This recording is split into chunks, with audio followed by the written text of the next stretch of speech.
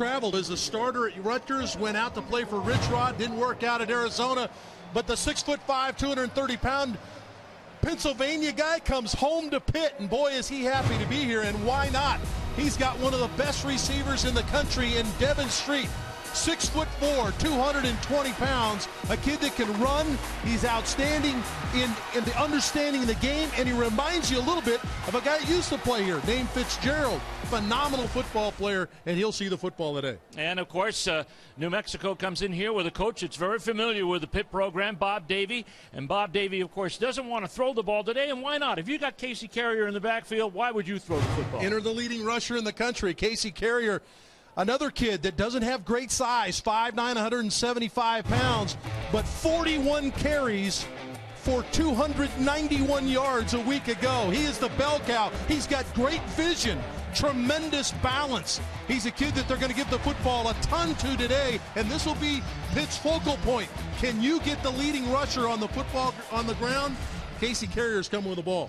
Well, let's bring Rachel Barbeau into the discussion now. And Rachel, this is an important game for Pitt because this is not going to be the first time they're going to get a look at a team like New Mexico. You're right, Steve. All the great coaches find a creative way for game install. And these Pitt coaches are no different. Paul Chris and his staff told us when they were working on New Mexico this spring and this summer, they also knew that they were working on offenses that looked like Georgia Tech and Navy. So they used defensive back E.J. Banks, a local kid, as their dual threat quarterback, as their scout team quarterback. They put that on video, and this week they had that video as well as game video from New Mexico to really up the learning experience for these guys and get them prepped for this game. Well, now, Dave, what is the difference? What's the big difference in the offense you're going to see today and the offense they're going to see at Georgia Tech and Navy down the road? Well, Rachel, it's a pistol option attack, meaning you're going to see multiple formations, a lot of different packages, but ultimately you want to run the football.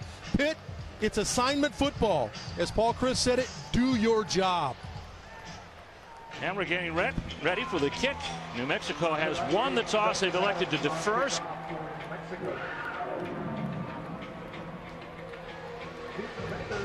Getting ready to bring the football back.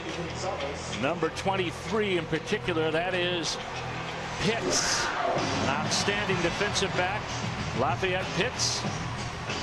Our kicker is Justice Adams, and we are just about underway. Beautiful day, temperature in the low 60s, not much wind to deal with, and lots of sunshine here in Pittsburgh.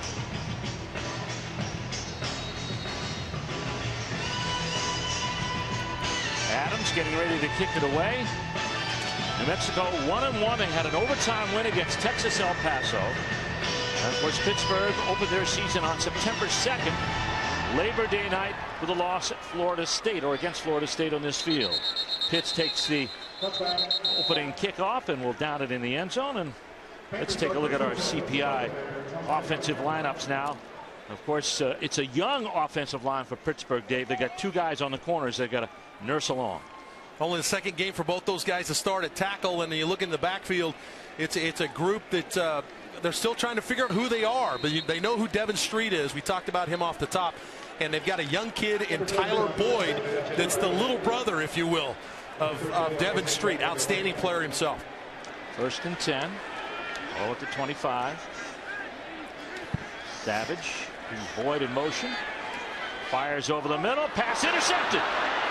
On the first play, it's intercepted. And the DB is Caro, and he's brought down in Pitt territory after a 12-yard run. Let's look at it again. Well, it's a poor decision here by Tom Savage. He locks in on the receiver and doesn't see the defender falling back into play. Outstanding play defensively to start the game by Caro, the safety. Picks it off and puts New Mexico in great position here. Just a poor read by Savage on the first play of the game. And we're going to get a chance to take a look at New Mexico offensively a lot earlier than we thought we would here this afternoon.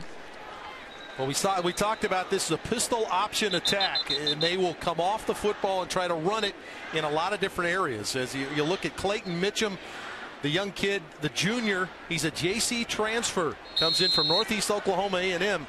better passer than their other quarterbacks, so they like the fact that he brings a little bit of multiple ability to the quarterback position. That other quarterback is Cole Gauchi, who is an excellent runner. And this is going to be the quarterback Mitchum on the keep, and Pitt would have none of that. That was Shane Gordon on the tackle. Let's take a look at our CPI starting lineups offensively now. They've got a veteran offensive line led by Lamar Bratton, who has to move over from guard to center. Yeah, a lot of changes on the offensive front. But Lamar Bratton will lead that group up front, and they're big. They'll come off the ball and get after you. And then Casey Carrier leads a talented crew, but again, a crew they're trying to figure out who they are as you look at this multiple option attack. Carrier with 291 yards, Arch, against UTEP a week ago in 41 carries. This time they go to the inside back. Aaron Donald all over the play, the big defensive tackle. Watch big Aaron Donald, all Big East performer a year ago. He wants to show he's an all ACC performer. Just jumped inside of the block. Here he is right here, going to knife to the inside and blow the play up. Got to get 97 blocked today if you're New Mexico. Talked to Bob Davie right before the game. Said your biggest concern, he said, their defensive tackles, namely number 97. And we're going to talk about number 97, Aaron Donald here. He brings some interesting skills and an interesting body, really, to the equation. Third down coming up now for New Mexico in the pass. Mitchum sails it out over the head of his receiver. He's looking for Aho that time. Let's take a look at our defensive unit for the Pitt Panthers. This is where their experience is. We talked about Aaron Donald inside. Yeah, the two inside guys are outstanding. The two seniors, their linebackers are very active, can run and get after you. Nice coverage by the linebackers on that last play. And in the secondary, it's Jason Hendricks, another senior that's a leading tackle from a year ago and the quarterback of the defense. All right. They're going to try a punt. They're going to try a field goal, but this time they're going to use their punter on the field goal situation. No, they're going to use Justice Adams. He's their field goal guy, and he'll drive it right down. No good. So New Mexico cannot take advantage of the Pitt turnover. 3 plays. Adams on the field goal attempt, and he misses from 46 yards out. Timeout on the field. We'll see the Pitt offense maybe a little longer this time when we come back.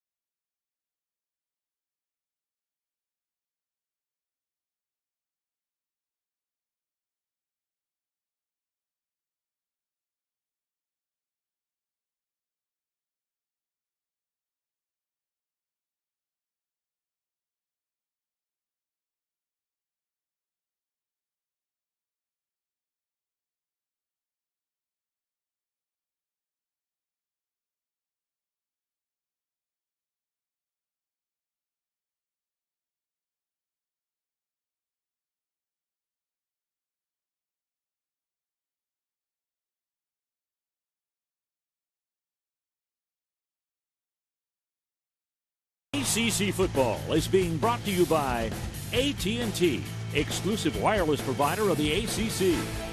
By BB&T, official bank of the ACC, member FDIC. By Food Lion, official corporate champion of the ACC. By your Carolina Ford dealers. And by CPI Security. You're seeing some of the scenes from opening night, the night before they played Florida State in their home opener here at Pittsburgh. The Pitt Panthers now survive the turnover on the interception, the third of the season by Savage, and Tom will bring them out again. Well, something that we've heard from the coaching staff here in Pitt is that one of the things they like about Savage is obviously a veteran player, well-traveled, but they like the fact that he doesn't get up and down too high. He does a good job of staying even keel. He'll have to after his first throw was picked off. Oh, yeah. So he stays right with it. Handoff goes to Bennett. And Bennett gets a little running room. Gets up to about the 33-yard line, about a 5-yard gain. Our CPI Security defensive lineups look like this for New Mexico. They'll go with a 3-4 alignment. Greer and Bowers are veterans in the middle. It's kind of an amoeba defense. Look for Javari Johnson to rush the passer, number 18. And in the secondary, it's a group that's very athletic. Some of those guys have converted from receiver to corner. Second down and 5. Handoff goes to Bennett again. Not much going on in there. Gets it out to about the 37-yard line. That'll be a gain of 2. Bowers stopped. Well, this is kind of what you'd like, Pitt would like to do. We saw the play action pass on first down, the first play that was intercepted. They want to get the ground game cranked up, let this offensive line, a little bit inexperienced up front, come off the football. You see what they did on third down against Florida State, only 2 for 8. That's not what they're looking for. Want to be in that 50% range to be successful. But what they've done here, third and short, they put the run and the pass into the mix. 3 for 8 on third down against Florida State. They've got a double tight end set. And this is going to be Bennett again. And he's very close, and I think he's got the first down. Of course, Bennett is an interesting story. This is a guy who's been poised to take the starting position over, but for some other reason, maybe another guy has come on strong or his own injury, he hasn't been able to take the position and keep it. Yeah, part of it not being able to stay on the field to seize the job. They like where he is right now physically. He's in good shape. He's ready to go. Just 9 carries, 35 yards 2 weeks ago against Florida State. They want to see somebody step up at the tailback spot. The other back, James Conner, gets a play fake. Savage to throw, has a man deep. The pass to Boyd is complete. A flag thrown on the play. Boyd is marked down at the 8-yard line of New Mexico. We have a flag in the vicinity of the catch. Well, Boyd showed us some speed, Arch, that time. 6'2", 185 pounds, got great speed, phenomenal high school career, which he'll tell you about. Pass interference. Defense. Number 3. That penalty's declined. First and goal. Well, that's on Cranston Jones. Well, and give Pitt a ton of credit to get back to play action for the post route. This was open on the first play of the game. Boyd goes over the top. Pretty good coverage that time by the defense there, but an excellent job of Boyd fighting and getting the football. A 51-yard gain. And off goes to the second man through. That's going to be Conner. And Conner dances his way to about the 5-yard line. Be a pickup of about 3 on the play. Rainey on the tackle. This is a defense that wants to use aggression against this offensive group. They know they don't match up size-wise, but they do have good athletes defensively, does Bob Davie on his defense for New Mexico. So they want to blitz some of the gaps, take away some of the blocking assignments, see if they can create some confusion. Second down and goal at the 5. That's Bennett. Carries the ball down to about the 3-yard line, make it a gain of 1. Ballema again on the tackle for New Mexico. Dallas Ballema is an outstanding play linebacker. He does a good job of reading his play. It's a little counter play. 41. Ballema stays right in the hole and makes a nice solid one-on-one tackle. Those are the kind of plays down here on the goal line you got to make if you want to keep the team out of the end zone. Excellent play by the middle backer. Double tight end set. Bennett is the up back. Play fake. Savage to throw. Pass complete. Touchdown. Orndorff. True freshman tight end for Pittsburgh.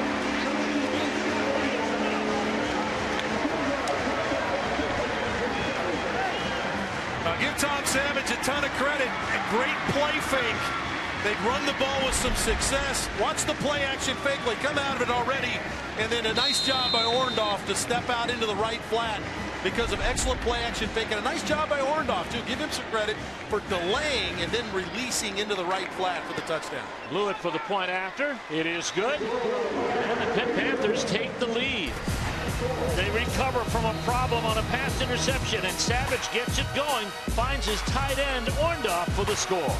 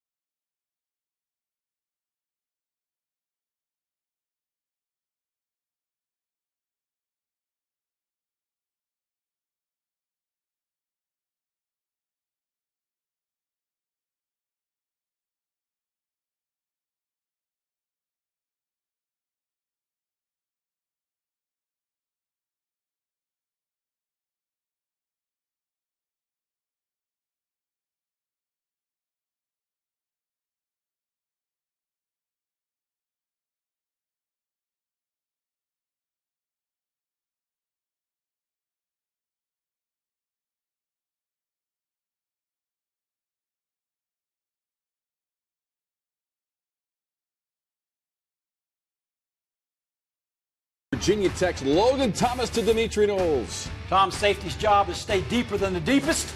Did not do it. 30 yards on the touchdown strike, 7-7 on to the second quarter. Steve? Interesting game over there in East Carolina. Of course, Virginia Tech and ECU going at it. Thanks, guys. Got a score in our game already. As Scott Orndorff, a true freshman, takes a 3-yard pass from Tom Savage. And Pitt hits the scoreboard, a 4-yard pass. Excellent play by Tyler Boyd, number 23. Outstanding catch down the pipe on the post route, and give Tom Savage a ton of credit. Missed it on the first play, comes back and hits it again as you see the Pitt scoring drive. 7 plays, 71 yards. Ate up just over 3 minutes on the clock, but outstanding job of the quarterback staying poised. We talked about that's something that they love about him at Pitt, is that he does not get too high, too low. Came back after the interception, took him right down the field. Joe Rudolph talked about that yesterday, the offensive coordinator, when we talked to him in the Pitt meeting rooms, and we're ready to go. Blewett getting ready to kick it off. Anaya and Wiggins are the deep backs. We have a flag already against Pitt on the kick delay of game. They didn't get it off in time. Delay of game on the kicking team. 5 yards. Replay. That's Gary Patterson. Let's take a look at our Ford keys to the game. And, of course, first down is going to be important for the Lobos this afternoon. Well, we saw it in the first drive. They got nothing on first down. They have to have success, keep themselves in manageable down and distance situations to run the football. And for Pitt, it's about do your job, and that's not just on the offense or on the defensive side. It's on the offensive side as well. Those big offensive tackles need to block. Savage needs to take care of the football, but more importantly, defensively, assignment football. You must take care of your job against this option attack for Paul Chryst. Because you're going to see it again down the road when you fake on the Yellow Jackets of Georgia Tech. Nia and Wiggins are back, and the ball moves back. With a kick by Blewett. This is Wiggins. And Wiggins blasts through a hole. The kicker goes down. And he's still going. And a great return down in Pitt territory at the 18-yard line.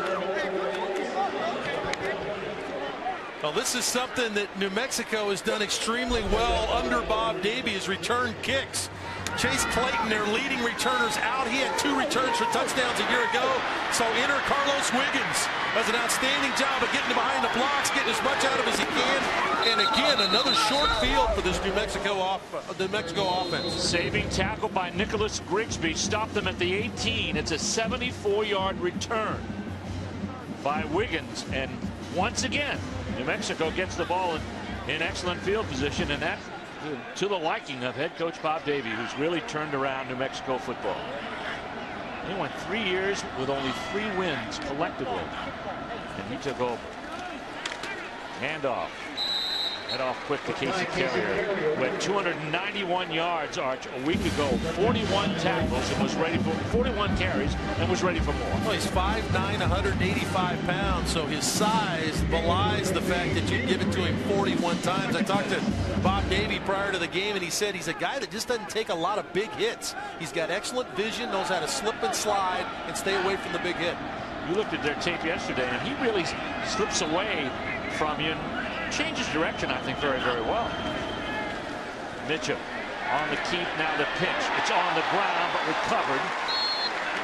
Carrier gets it, but it's going to be a loss on the play of about 5 back to the Talked about assignment football. Watch David Durham, number 37. He's going to play the quarterback. Gets off the block.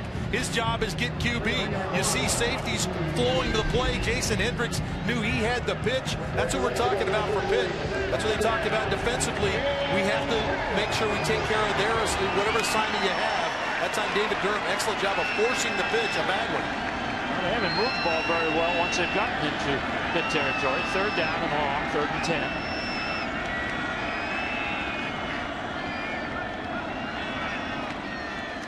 Ride to Carrier. Carrier blasts through, and he gets to about the 10. Pickup of about 8 on the play. Hendricks on the tackle.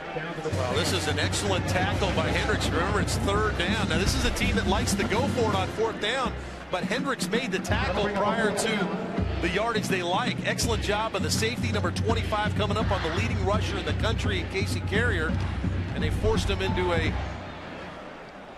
interesting formation here. Yeah, watch this. They've got the kicker in the game. Yeah, what they're looking at is the numbers. Did they like the numbers to go direct snap to the kicker and run it? Didn't like it. Pitt had him outnumbered, so they decided to fall back into field goal formation. Justice missed his first chance, or Justice Adams with the kick. And it is good. You heard the crowd here in Pitt. They want to keep him scoreless. We're going to defend him in our field all afternoon. Might as well keep him off the scoreboard. They were unable to that time. Justice Adams nails the field goal. And we'll be back after this word from your local ACC station.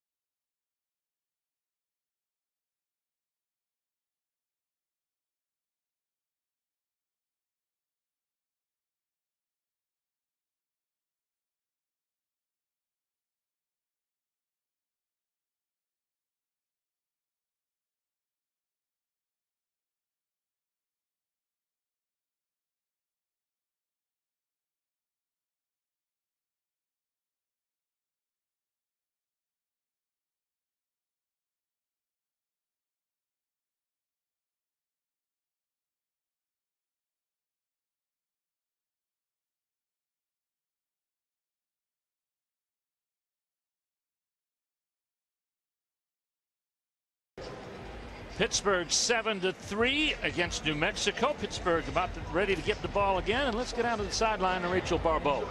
Yeah, you know Tyler Boyd, you've seen him out there. Coaches told us they want to get him involved in all facets of the game. He can catch, he can run. They want to get him involved in the return game and have early this season. He knows a thing or two about winning, guys. Part of the Clareton Bears. He and 4 other members of this football team reside from that school. 63 straight wins. Coaches say, Steve, he brings a refuse to lose attitude to this football team. Hey, at 63-1, I would too. Wow. Yeah, he accounted for 117 touchdowns in his high school career. In his senior year, he rushed for 2,584 yards and 43 touchdowns from Clareton. Now you look at Western Pennsylvania football and high school ranks, and you're talking some of the best in the country. Well, and that's what Coach Christ has talked about as he comes in here. And there's number 23, Tyler Boyd. Talked about when we came in here, we wanted to secure the top talent here in Pennsylvania, certainly Western PA, and Tyler Boyd is a big part of that as they begin to recruit this area and really get these kids to come back in and buy into the history of Pitt. Justice Adams gets ready to kick it off after the score on the field goal. He had a 28-yard field goal. And both times that New Mexico has gotten the football this afternoon, once on a turnover, the other on a 75-yard kickoff return. They've been in Pitt territory. Pitts with the return. Brought down at the 22-yard line, an 18-yard return on the play. Last time Pitt had the ball. Did a nice job of mixing it up, got the run game going, got Isaac Bennett going, and then it was the play action fake. Tyler Boyd over the top, big time play, and then Savage on the little boot. Found Orndorff, his freshman tight end, for the touchdown, and off to a great start. And how about this tweet on our ACC social hub? Now, that's how you go deep. Boyd, definitely the real deal, and with he and Street as wide receivers, that's going to be quite a combination for Tom Savage. Throw out there is complete, and this is to Street. Street is an interesting study. This is a young man. We talked to him yesterday, an engaging young man who could have gone on but decided to stay at Pitt for one more year. Yeah, he could have been in the National Football League catching balls for somebody at that level, but he decided he wanted to come back and be a part of the tradition rebuild here at Pitt. Paul Christ has talked about how they want to get back to that dominance that Pitt has enjoyed over the years. And Devin Street said he wanted to be a part of that. He wanted to be able to play against the guys in the ACC. Connor back in the backfield, and he gets the call. The true freshman gets it up over the 40-yard line to about the 41. Gain of about 7 on the play. Jones makes the tackle for New Mexico. And Connor is an interesting study. He got injured late in training camp, and he's coming back from that a little bit slow. Another true freshman, McDonald High School in Erie, PA. Another PA kid they wanted playing here at Pitt. Almost 1,700 yards and 21 touchdowns. He's a banger, 230 pounds. Well, I know, Arch, they want somebody to take control of that ground game. And here's Connor again, trying to do just that. After an 8-yard gain, he crosses midfield and gets into New Mexico territory at the 44. It's a 15-yard gain before Ballema brought him to the ground for New Mexico. Now let's give this offensive line some credit, doing an outstanding job of blocking. Outstanding job of pulling around there by Corey King. He gets the key block, and up the field goes James Connor. Freshman receiver says, I can catch it. You know what? I can block in the run game, too. Does an outstanding job of staying on his man as he stalk blocks outside on the run game. Connor, the running back. 1st and 10. They're at the New Mexico 46-yard line. This is Connor. Connor carries people with him down to about the 41. Gain of about 4.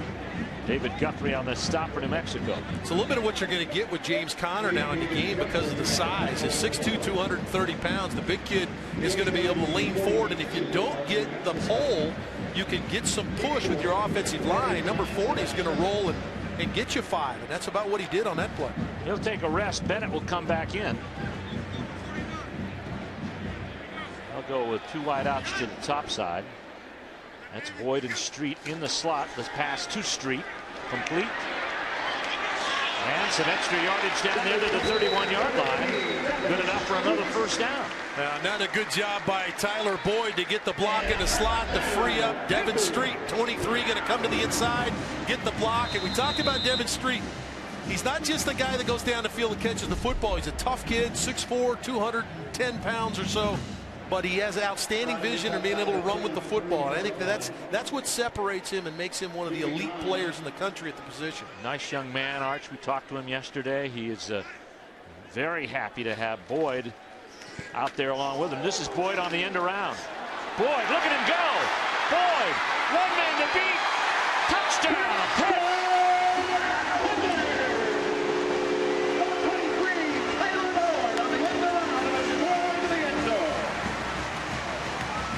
A 33-yard hookup on a nice little end around. Now, Rachel Barbeau just talked about how they want to get this kid the football in a lot of different areas. How about Isaac Bennett, 34, gets the block there, and then the great speed of the true freshman as he shoves it in the end zone.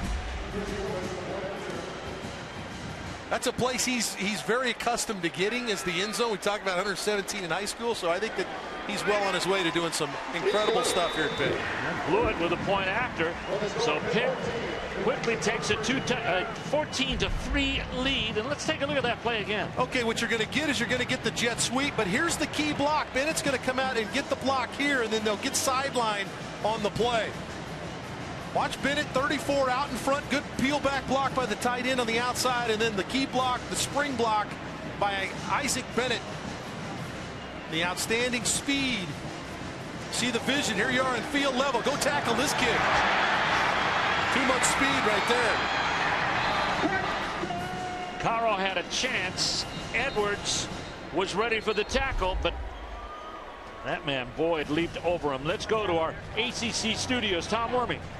Thank you, Steve. Time for a Hyundai update. ULM at Wake Forest. Colton Browning. He's going to run. No, he's going to pass on 4th down to Harley Cino. 7-0 ULM. But Wake Forest comes right back later in the first quarter. Tanner Price has a receiver deep, and he's going 65 yards for the scoring pass to Orville Reynolds. Reynolds in stride into the end zone. We're tied at 7 at Wake. Game at Wake Forest, Tom, and of course Wake Forest trying to come back from that loss at Boston College. Here's Blewett with a kick. Anaya and Wiggins are back for it. This is Wiggins.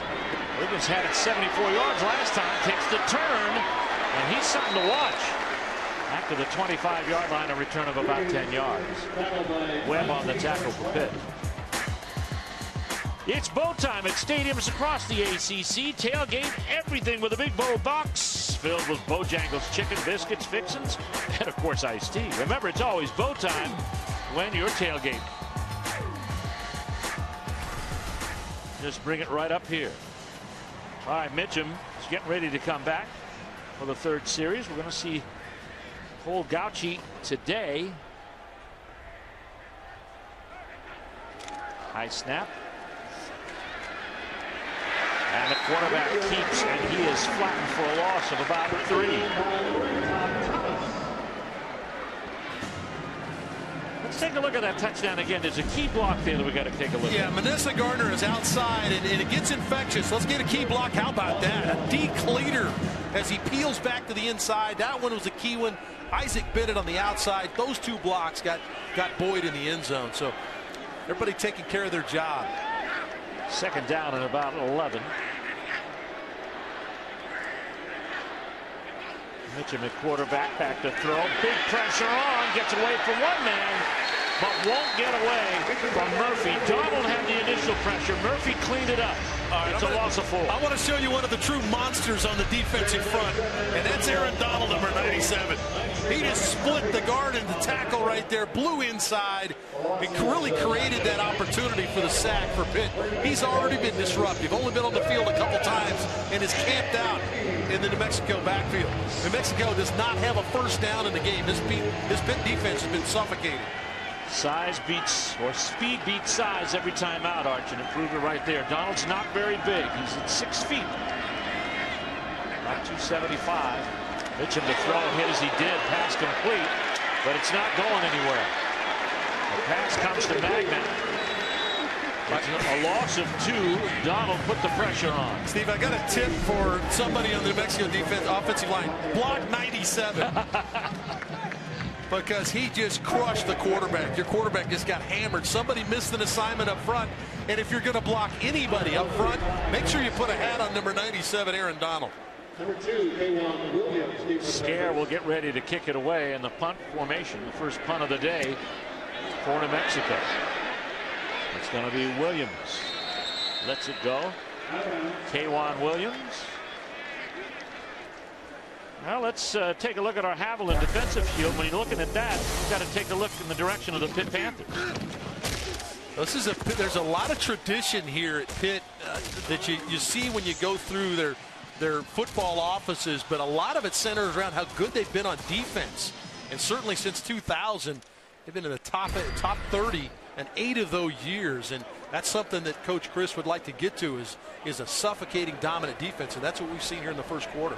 Third time with the football now. Fourth time, actually, when you count the very brief time they had it before Savage threw the interception. And he's recovered nicely. And there are some of the big names that have gone through Pittsburgh and Pitt football.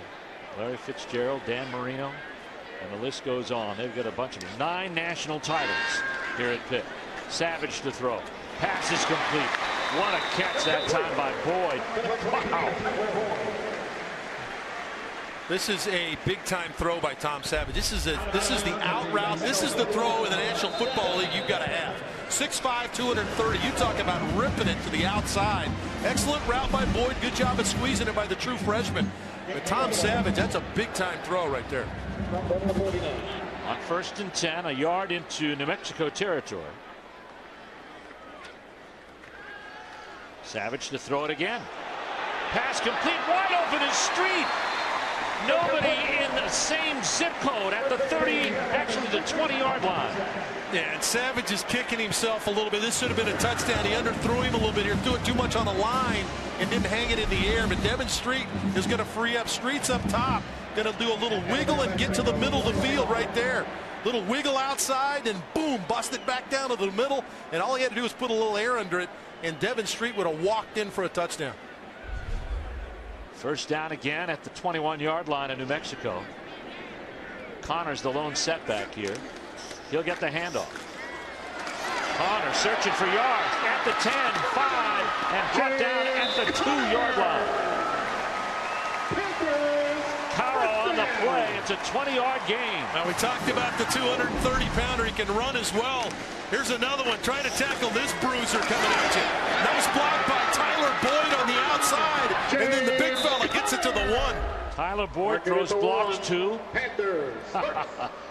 What a complete guy they have in this wide receiver who can help you out in a lot of ways. There's 2 freshmen right there. Pitt football is in great hands. Those are 2 true freshmen that just made that play.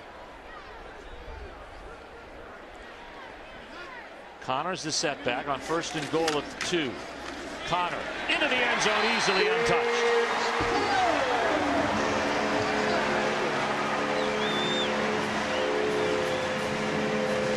Just one miscue on the second play of the game, and Pitt has been very good ever since.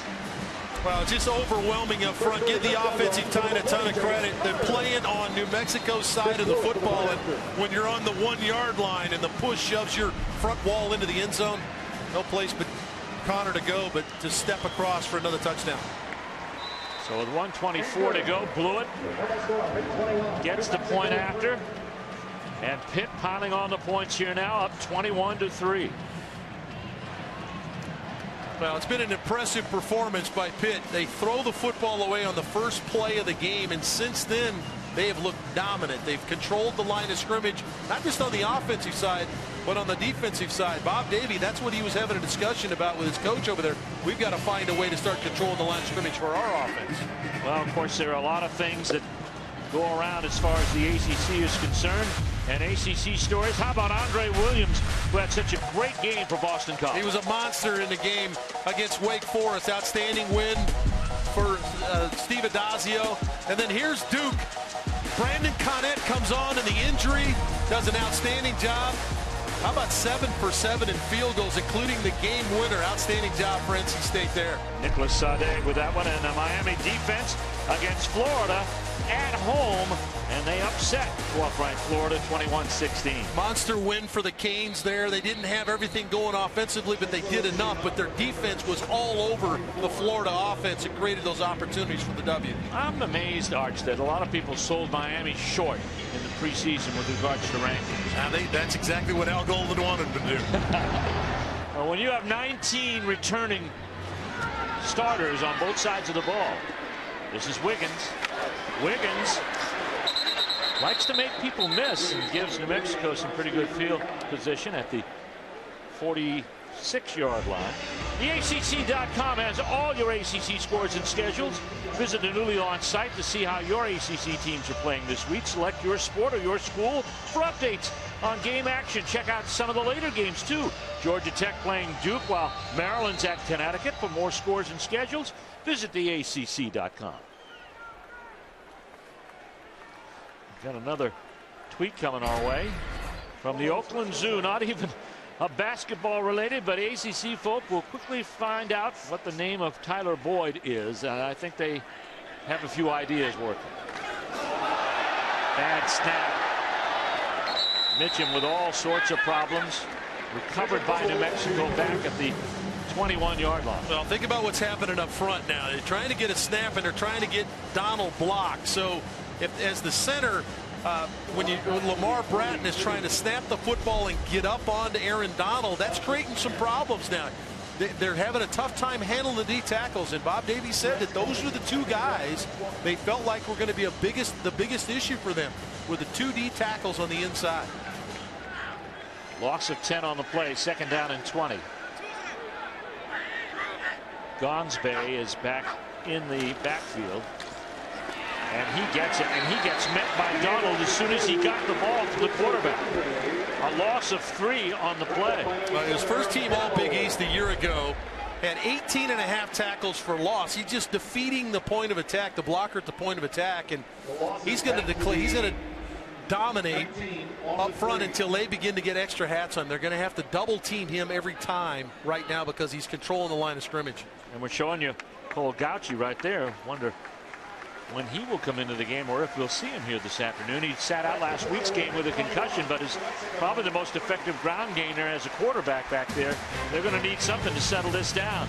That's the end of the first quarter. All Pitt. And the Panthers lead New Mexico 21-3. Second quarter when we come back.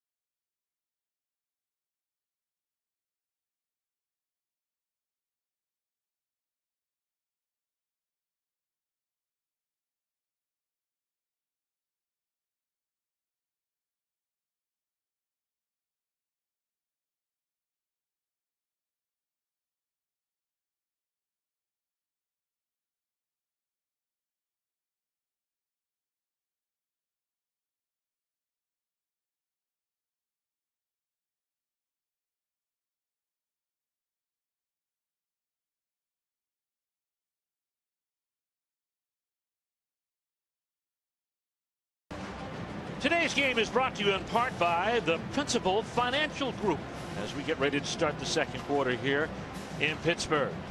The Pitt Panthers looking strong, 21-3 over New Mexico. Second game of the season for Pitt. Well, no offense likes to be in this situation, third in forever, but this offense, least of all, they don't want to throw the football. Mentioned with Carrier back, low snap, pass out to Carrier, deflected and ruled incomplete. And Price was the man who deflected the ball. Let's take a look at our first quarter stats brought to you by Food Line. Look at that big total yards number for New Mexico. We credit Pitt defense for that. They've been phenomenal. Yards per play, unbelievable. Over 11 yards per play for Pitt on offense. They've been very good since the first play. Had a mistake on the first play. Since then, it's been their football game. Scare on the kick. Williams. Hit a Pitt player on covering the kick. Looked like it might have. They're going to give it to New Mexico. Bounced off one of the blockers that was blocking one of the gunners. And it's the returner's responsibility to yell out the designated word to clear away, and just didn't get a chance to get it out of the way. The returner is supposed to be yelling something to clear him out of the way. He obviously didn't hear the code word, and Saturday hop bounced right into the lap of the Lobo coverage man. And that was Lafayette Pitts. Now New Mexico, for the third time this afternoon, they will start a drive. Previous play is under further review. Ruling on the field was the ball was touched by the receiving team and then recovered by the kicking team. The referee Gary Patterson will take a look, or he'll have the official upstairs take a look. Pretty clear cut. We've got it right there. Hits Pitts on the right calf area, bounces away, and it looked like Caro, the safety, get knocked to the ground. Number 31. The ball's going to bounce right into his chest, and he just falls on it. While I'm down here, just pick it up.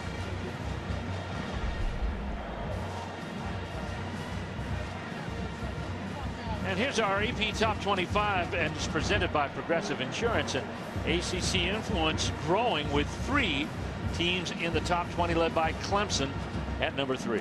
I think you expected Clemson and Florida State to be in the mix certainly early. Hopefully they'll be in the mix late. How about Miami jumping in at 15 back at home?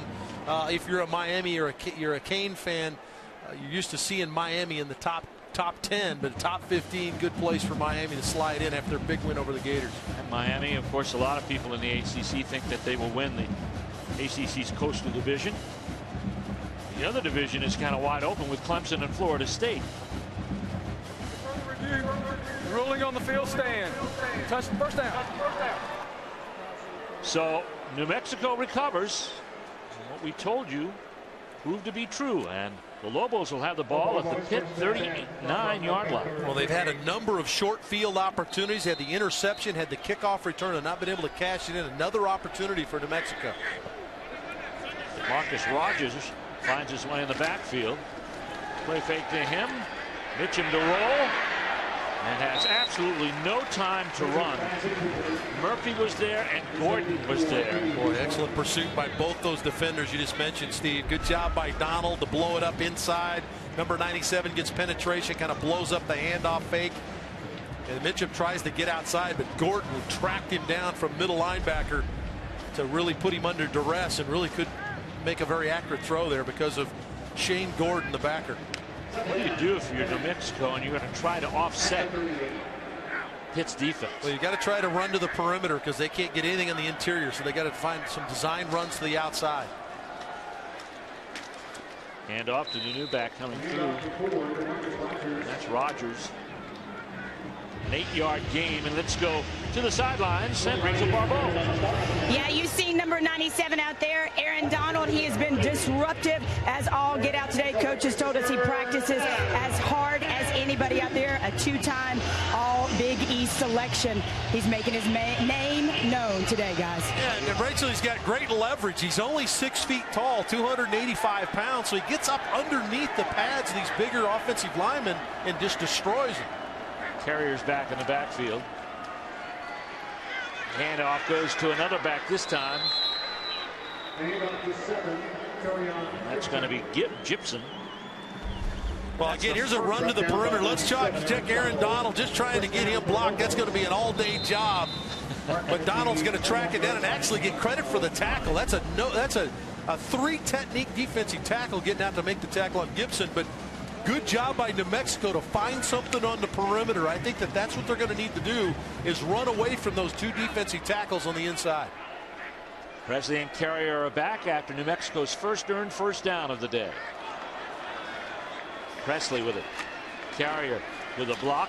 And there's a flag on the play at the 18-yard line. Switched up the snap count a little bit up front. I couldn't tell if it was Donald or Azeal. One of the two jumped offside because the snap count changed. Good job by Mitchum to switch that up in there. Offsides. Defense. Number 91. 5 yards. First down. Now, closed captioning for ACC football is brought to you by Bojangles' famous chicken and biscuits. It's bow time.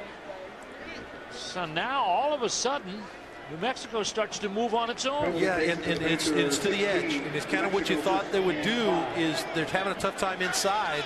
Let's see if we can run on the edge. They've had some success here the last couple of plays. Carrier and Presley for Mitchum. Mitchum to throw. On the run, he can carry two. Nice pass complete. That is Bundy, Marquise Bundy. Excellent initial coverage down the field for Pitt, but as Mitchum breaks the pocket, Bundy does an excellent job of coming back to help his quarterback, and then he makes the defender miss and is able to punch this one inside the 5 down near the 1-yard line. Big receiver Bundy, 6'4", 210 pounds.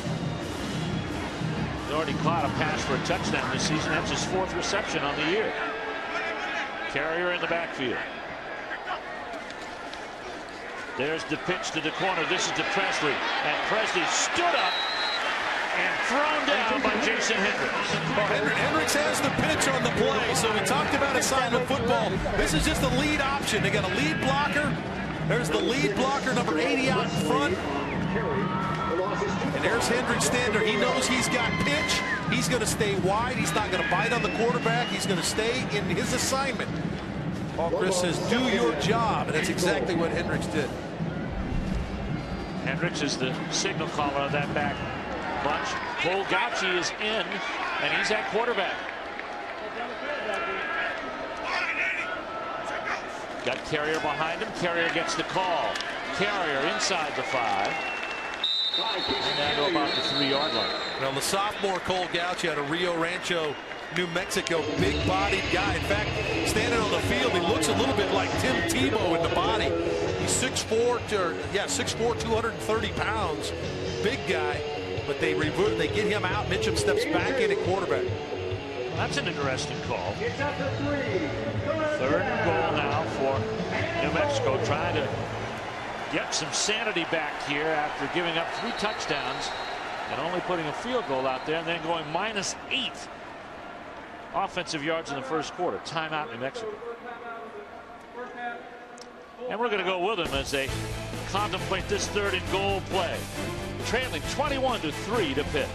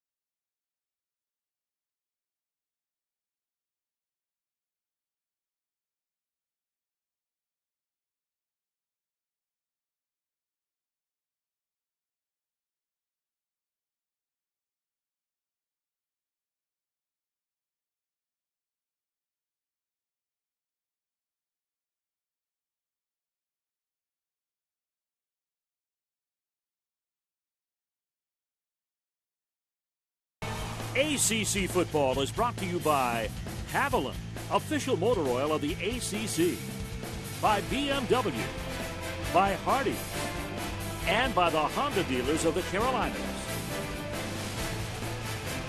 And there's Commissioner John Swofford welcoming Pitt to the ACC in their season opener against Florida State. Florida State wasn't nearly as kind. And here comes Cole Gauchi. Yeah, you wonder how Bob Davies looking at that. This is a team that likes to go for it on fourth down. It's third down from the 3. Are they treating this like a 4-down situation right here?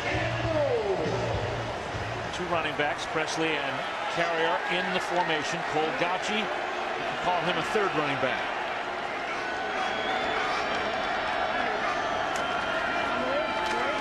And it's going to be Gauchi following Carrier to the 1.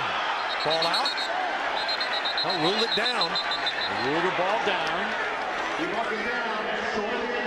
And now 4th down and one of those decisions, Arch. Yeah, I don't think there is a decision. I think that New Mexico goes for it. That's why Gauchi was in the game.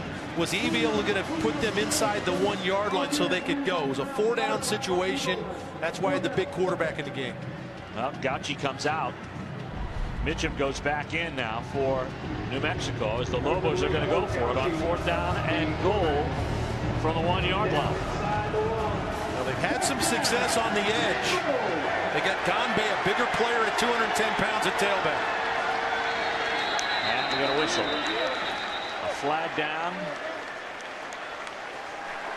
Delay of game on the offense. 5 yards. 4th down. That's a killer for Bob Davie. Well, you're changing personnel in and out with the different quarterbacks, trying to get the play called, and you know Bob's disgusted with that. If you're going to switch personnel, let's make sure we get the play called and get it off. Bob DeBess, the offensive coordinator, and now they'll have to settle for 3. Justice Adams in there for the kick, scared to hold. This would be about a 22-yard field goal. He's 1 for 2 on the day. Missed his first, but hit a 28-yarder. There's the 22-yarder, and it is good. 22-yard field goal is good. Well, New Mexico wanted 6, but they'll put up with 3. I'll put up with whatever he's cooking on the grill. I like that. It's Pitt 21-6 over New Mexico.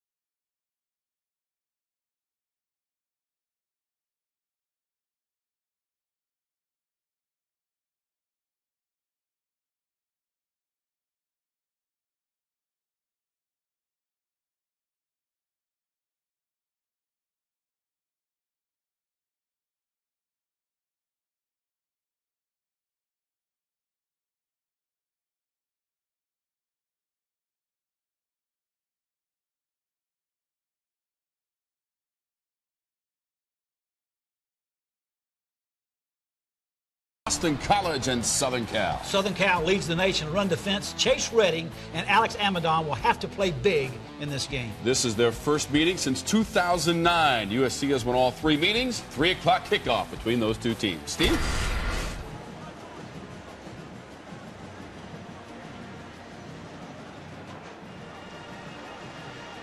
Pitt leading 21-6. We're getting ready for the kickoff after the field goal. Big game tonight. Boston College impressive in their win, Arch, over Wake Forest, especially holding twice in the red zone. Yeah, they're going to have to stop Andre Williams running the football, and that'll be a tough task for a USC team coming off a loss to Washington State. Turn there by Witherspoon. Tune in daily to the ACC Digital Network, and host Jeff Fischel along with Miami great Clinton Portis brings you the buzz on the latest in ACC conference news. Get Clinton's take on game action when he asks you, are you serious? Or shares his personal opinion with CP's top 3 pick of the week. It's the ACC Digital Network, brought to you by Ruby Tuesday. It's on the ACC. You don't think Clinton's standing a little taller because he's his canes got it done this week, eh? He probably is. Oh, nice. Bounce out by Bennett, and he's still on his feet. I'll tell you what, before this day is done, Paul Chris may have a tough decision, Arch, who to use in that backfield, because Bennett and also Connor have looked very good. Yeah, Isaac Bennett is going to come with a little ankle breaker right here. Watch a little sidestep, and whoops! That's a good move by the junior back out of Tulsa, Oklahoma. Nice job of stepping to the outside, and they've got a nice little battle on their hands. 2 guys playing well today. Javari Johnson makes the stop. It's 1st and 10 for Pitt. Their own 43. 42 make it. Bennett again. And there's nothing doing. Right in the grasp of Bowers. Brett Bowers. And give Ja'Cory Greer some credit there too. Did a nice job of staying on the backside. Let's go down to Rach on the sideline. Yeah, guys, Dave, you talked about Devin Street potentially coming out for the NFL. He talked to his wide receivers coach, Bobby Ingram, a 14-year vet of the NFL. And you know what? He said, maybe you come back. And Devin said, I don't care about the records that I have personally. I want to win an ACC championship. And his coach, Bobby Ingram, the first winner of the Bolitnikoff Award, said, I think that is a great decision. Well, turned out very just like on cue, Devin Street, after Rachel talked about it, makes the catch for 17 yards and another Pitt first down. Again, this is the deep comeback route. This is a big-time throw. Good route by Devin Street. The ball's going to pull him back down the stems toward the sideline. Street comes back and catches. We talked about the toughness, running, gets a little extra yardage there. But Devin Street with an outstanding catch. Came into this game 5th. He's got an issue with his left hand right now as he splits wide left, waving to the sideline. He's the only split back here. 5th leading receiver in Pitt history. This is Connor with a nice roll. He's still on his way at the 10-5 touchdown.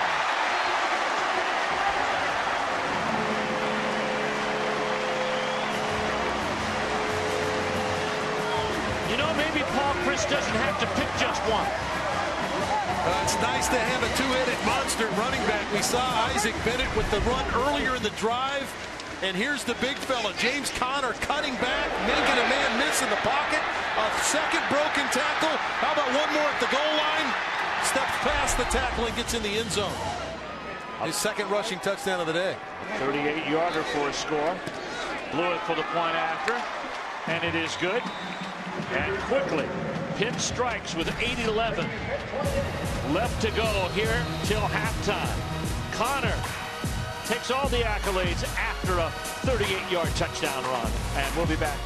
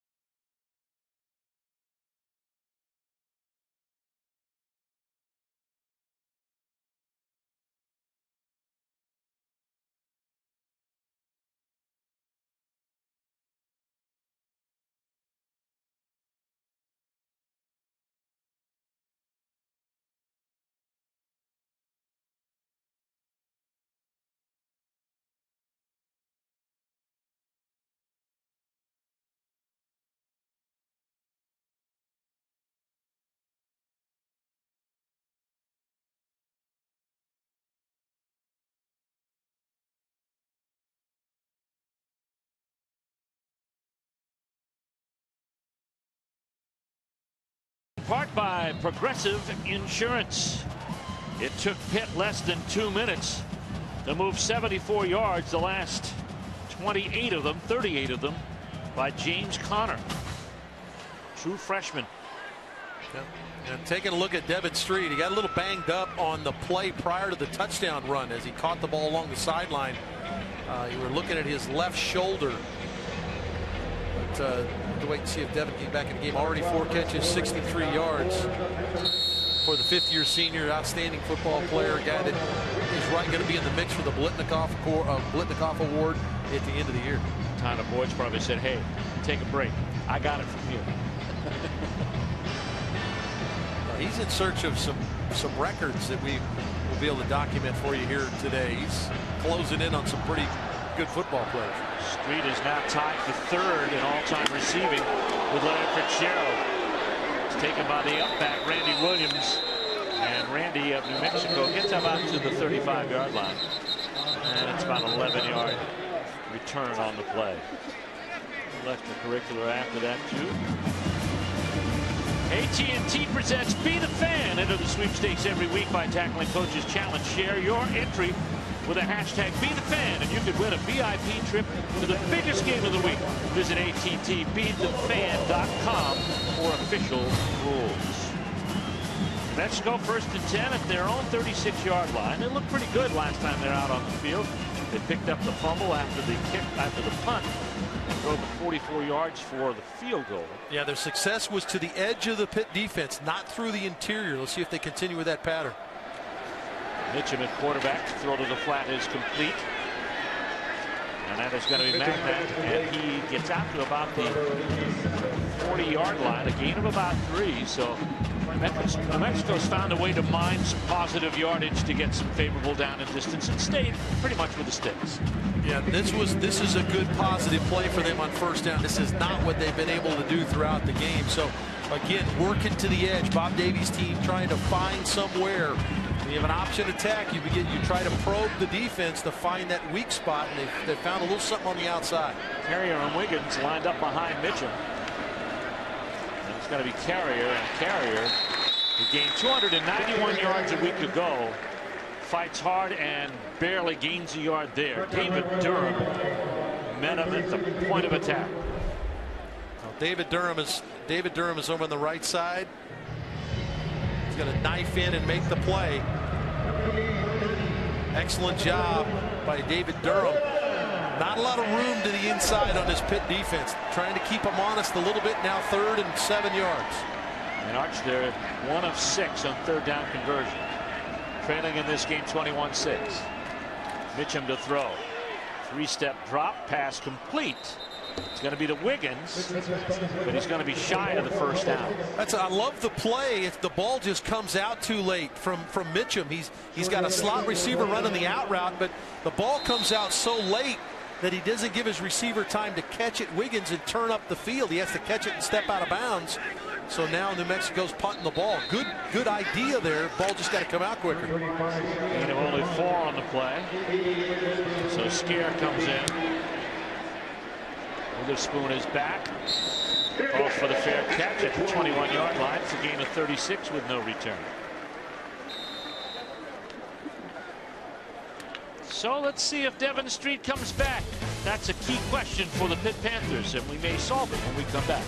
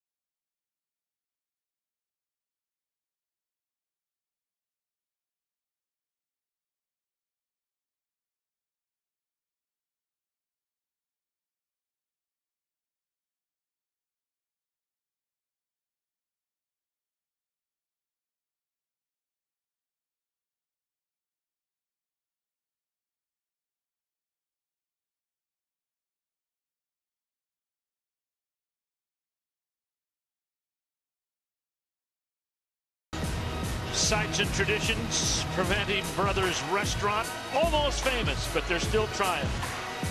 Chain of sandwich shops located in and around Pittsburgh. Founded in 1933. Look at that. You got the sides, you got everything you want. Why look on another plate for them, March? I mean, they're right there. Let me tell you something. They know how to eat here in Pittsburgh. Yes, they do. I mean, there are some great restaurants here. We had a chance to sample some of the local cuisine, and they were outstanding last night. You know us. Bennett on the carry. 1st and 10. And Bennett out to about the 27-yard line. Gain of 5, and Devin Street's got more work to do.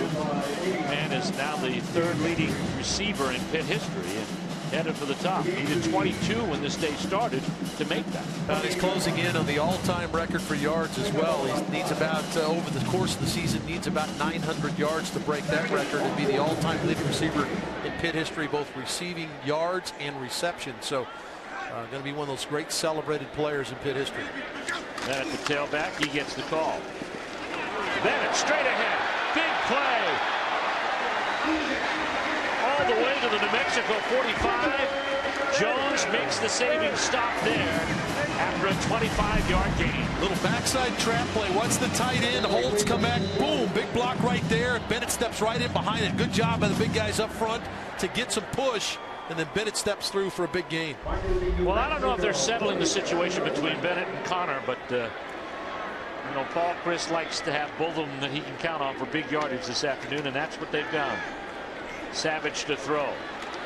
Savage to run, and Savage to go down thanks to Bowers. Okay, when you talk about Tom Savage, you talk about a quarterback that got a chance to start as a young player at Rutgers, then hadn't played very much over the last few years. Without in Arizona, transferred in, sat all last year. This is not his strong suit, running with the football. But because of the lack of playing time in the last couple of years, some of those things that you just gain through experience, throw the football away right there. That's one where Tom would like to conserve the yardage, not lose the 3 or 4 yards on the sack, throw that ball out of bounds and reload on 2nd and 10. Ibrahim is the up back. True freshman. Play fake to him. Pass is out there, and it is complete. And what a catch by Tyler Boyd. It was like nobody was around him. Well, he's got Cranston Jones right on his back. It's an impressive catch with the guy draped on his back. And excellent protection up front allows Savage to hold the football. He waits for him to clear underneath coverage. And then with Cranston Jones on his back, the true freshman squeezes it out. 20-yard gain. You know, all 4 of Pitt's touchdowns have been scored by true freshmen. So youth is served at Pitt today. Connor trying to turn the corner, and a great tackle made out there by Jones. Boy, that's a big-time tackle, Steve. You said it. Cranston Jones, not the biggest player in the world, 5'9", 170 pounds. Just had one completed on him. In front of him, comes up and makes a really solid tackle on a 230-pound back in the flat. Now this New Mexico defense is starting to put some time on the field here, Arches. Pitt is moving the ball pretty well. Streets in the slot. Boyd split out with time. Pass to Street completed to 15. And driven out at the 12-yard line by David Guthrie. A good read by Tom Savage here. Bought a little bit of time by floating, but here's the out route. Devin Street does a good job of fighting to the outside shoulder of the defender. Gives his quarterback his numbers, then a good accurate throw for Street to catch it, turn up the field. Chris Kemlin down there. Chris, good job. That's nice athletic ability. Unless the guy might have lost a leg right there. That's a good play. That's right. 17-yard gain.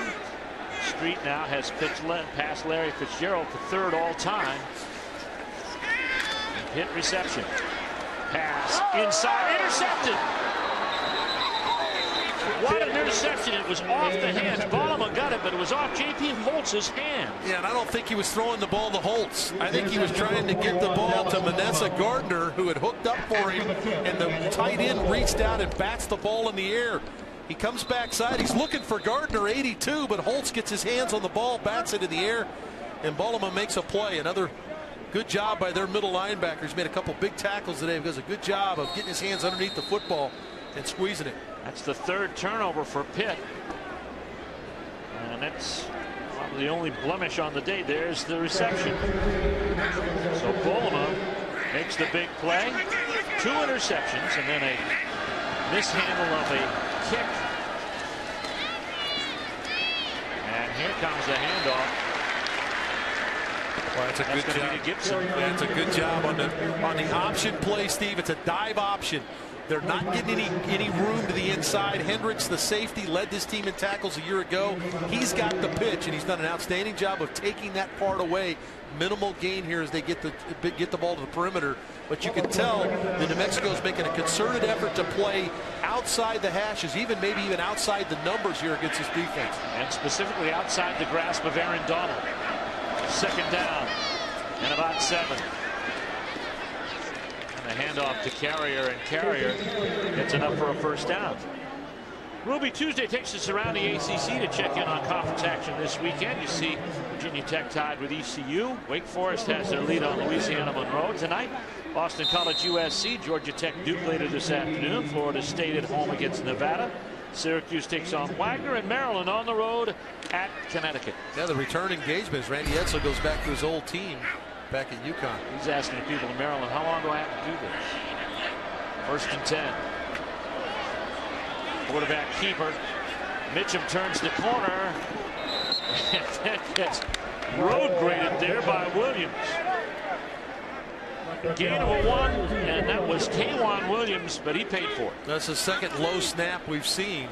We talked about how Lamar Bratton, who normally starts at right guard or left guard for him, slid to the center spot about halfway through last week's game, starts at center today, and has had 2 bad snaps, one over the head of Mitchum, this one on the ground. Good job of Mitchum trying to minimize the damage there. 2nd down and 9. About a minute and a half left to go in this 1st half.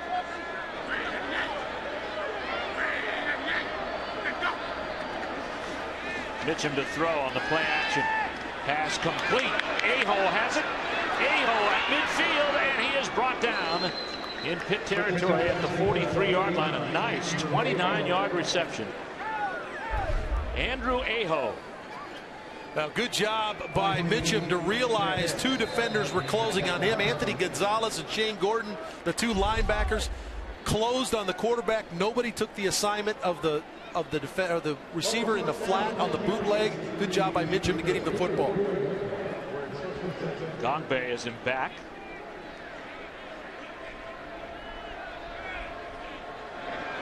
First and 10. Mitchum fades, throws, nice pass, but it is knocked away, and there'll be a flag there intended for White. Yeah, Vinnipal, the safety, comes across, does not play the football. He's playing the man. Pass interference. Defense, number 9, 15 yards, previous spot, automatic, 1st down. Probably lucky he doesn't get leading with the crown of the helmet here. Vinnipal's going to come across, and see, he leads with his shoulder. Give him credit. It's the shoulder he hits with, but does not play the football. Had he been looking at the ball, he might have been able to intercept the pass. Pass intended for Reese White. So the penalty pushes them deeper into Pitt territory at the 29-yard line. Penalty marks Keep our eye on the time left. Under a minute, 53 seconds left to go in this 1st half. Gongbe still in the formation.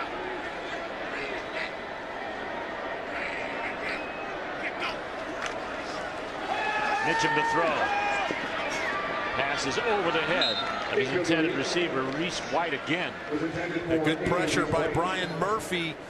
Doesn't allow Mitchum to set his feet. He's got a receiver open down the field. He just couldn't get it to him because of the pressure by Brian Murphy, the defensive end. So some good calls for Bob Davies' team. They've got some people open. Just because of some pressure, somebody breaks free up front, not allowing his quarterback enough time to get the ball out. Marcus Rogers comes back into the formation here. At running back for New Mexico. 2nd down. Mitchum running for his life. Aaron Donald says, I'm back. And throws him for a loss to the 37-yard line. A loss of 2 on the play. 2nd sack by Donald. And that's where sometimes your athleticism gets in your way. He does a great job of trying to throw the football away there. We'll be back after this word from the Atlantic Coast Conference.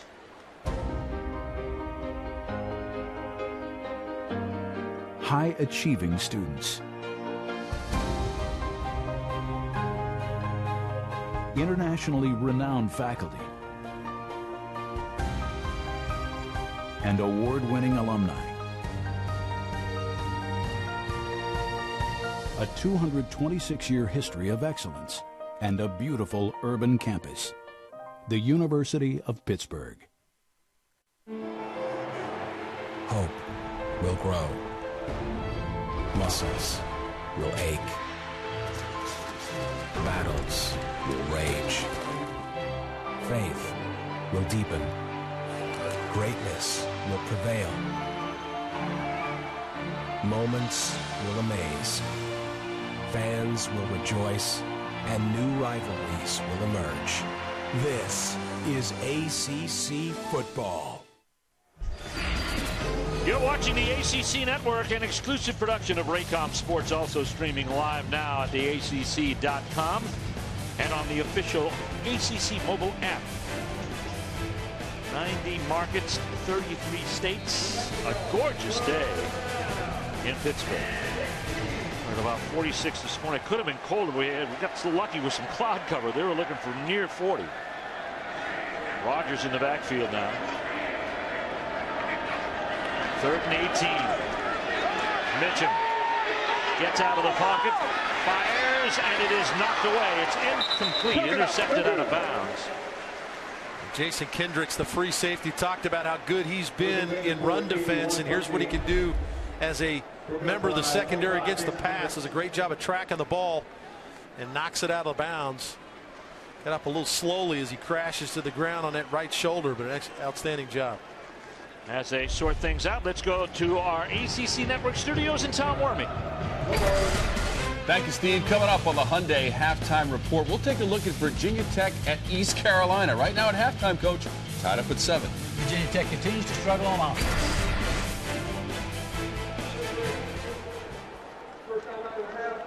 Well, thank you, Tom and Tommy. And our score, 28-6, a timeout called by Pitt here with 32 seconds left to go in the first half. New Mexico with on 4th down, they'll go for it. Too deep for a field goal, so they'd like to go for 6. Pitt fans, get your game on by downloading the ACC Football Challenge. You can play the Panthers' full ACC football season schedule within this free gaming app. It's available on Apple and Android devices. Compete against other ACC fans and be eligible to win great prizes like a big VIP trip. The ACC Championship game is where you're going. Download ACC Football Challenge presented by McAllister Deli today.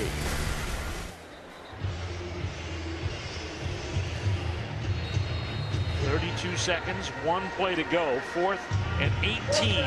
Where do you go, Arch? Well, you got to find a way to keep your quarterback clean. Looks like a 3-man rush for Pitt. Let's see if they bring any pressure. Otherwise, you should have some time to sort somebody out down the field. Gandhi on the bottom side. He's got some coverage. Mitchum scrambling, throws it in the ground. And Donald all over. Now, they can't get any block. It's a 3-man rush. So you've got 5 to block 3. And Donald's going to come from your left side of your screen, just a swim move. It looked like Darrell Johnson, the left tackle, was expecting help to the inside. He got no help from his left guard. And Donald just knifed in and created a major problem for Mitchum as he tried to throw the ball away. So New Mexico gives up on downs, and this will be Pitt ball at their own 45-yard line. 23 seconds. Savage will come out. He's got Bennett. Now a timeout taken here by New Mexico. And let's take a look at our BMW ultimate drive of this game. Now, Pitt got back to really mixing things up. They ran the football, had some big plays down the field, but ultimately Orndorff catches the pass in the right flat from Savage, and that's your BMW ultimate drive. Good job of mixing run and pass there on that 6-play drive. 51-yard pass from Savage on downfield to Boyd. That set them up for the scoring touchdown. Well, you saw New Mexico burn a timeout there. I don't know if they're caught by surprise or not, but Pitt came out ready to take a shot down the field with 23 seconds left. See if Devin Street gets his number called. Paul Christ, of course, head coach in his second year at Pittsburgh, a position that's been fairly stable over the years, except just in the 2 years before Paul Chryst came. And now he's lending some stability from it, from the Wisconsin coaching tree. Savage still has it. The flag thrown on the play. It's because a New Mexico player has lost his helmet. It's a 7-yard gain. Rainey on the tackle, but losing his helmet was Brett Bowers, and he continued to play. Yeah, once the helmet comes off, I think you got to shut it down, and I'm a little surprised Rainey didn't get flagged. Personal foul. Number 44 on the defense continued to participate in the play after his helmet coming off. 15-yard previous spot. Well, there you go. Now that's a hard rule. Now you're a football player. Even though your helmet comes off, you got to continue to compete. Number 44, Brett Bowers. You see the helmet come off, and you know he's a football player. He's not going to stop. That's a tough one to teach kids. Is shut it down after your helmet comes off. And here's the Rainey hit, and wow, if that's not leading with the crown of the helmet, I don't know what is. As he took a shot to Savage's face mask right there. A little surprised that wasn't flagged. So they'll mark it down into New Mexico territory at the 41-yard line, leaving 14 seconds left on the clock here. 15-yard penalty. And Savage will come back, and he'll be in the shotgun. New Mexico 41. Paul Chryst wants more points. Now they'll mark the penalty off from the 49-yard line. First down. So that'll give them even more yardage. Well, the penalties at the end of the Savage run is where they get the unsportsmanlike for Bowers playing without his helmet.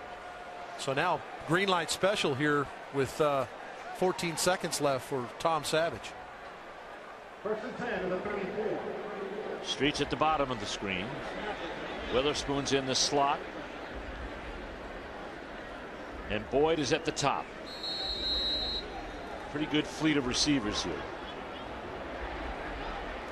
On first down, Savage scrambles out, throws. It's knocked down and out of the end zone, I believe, or is it good? It was caught, but was he out of the end zone? Touchdown! Well, the other question here is Tom Savage over the line of scrimmage when he threw it? Well, all touchdowns are reviewed, so it'll be interesting to see if they take a look at it. Savage buys time, but he's almost over the line of scrimmage. He had to throw it before the 34-yard line. An unbelievable catch by the freshman Boyd in the back of the end zone. Watch 23 elevate right here. Going to look for the right foot. Yep. It's down. He secures the catch through the ground. How about the kid today? He's battling Cranston Jones for the ball, and he looks like a cool customer back there. 34-yard catch. And I think there'll be some discussion here, not only on the catch for Boyd, but of course the only thing they can review is does he catch the football. They can't review the penalty. He held the ball all the way through.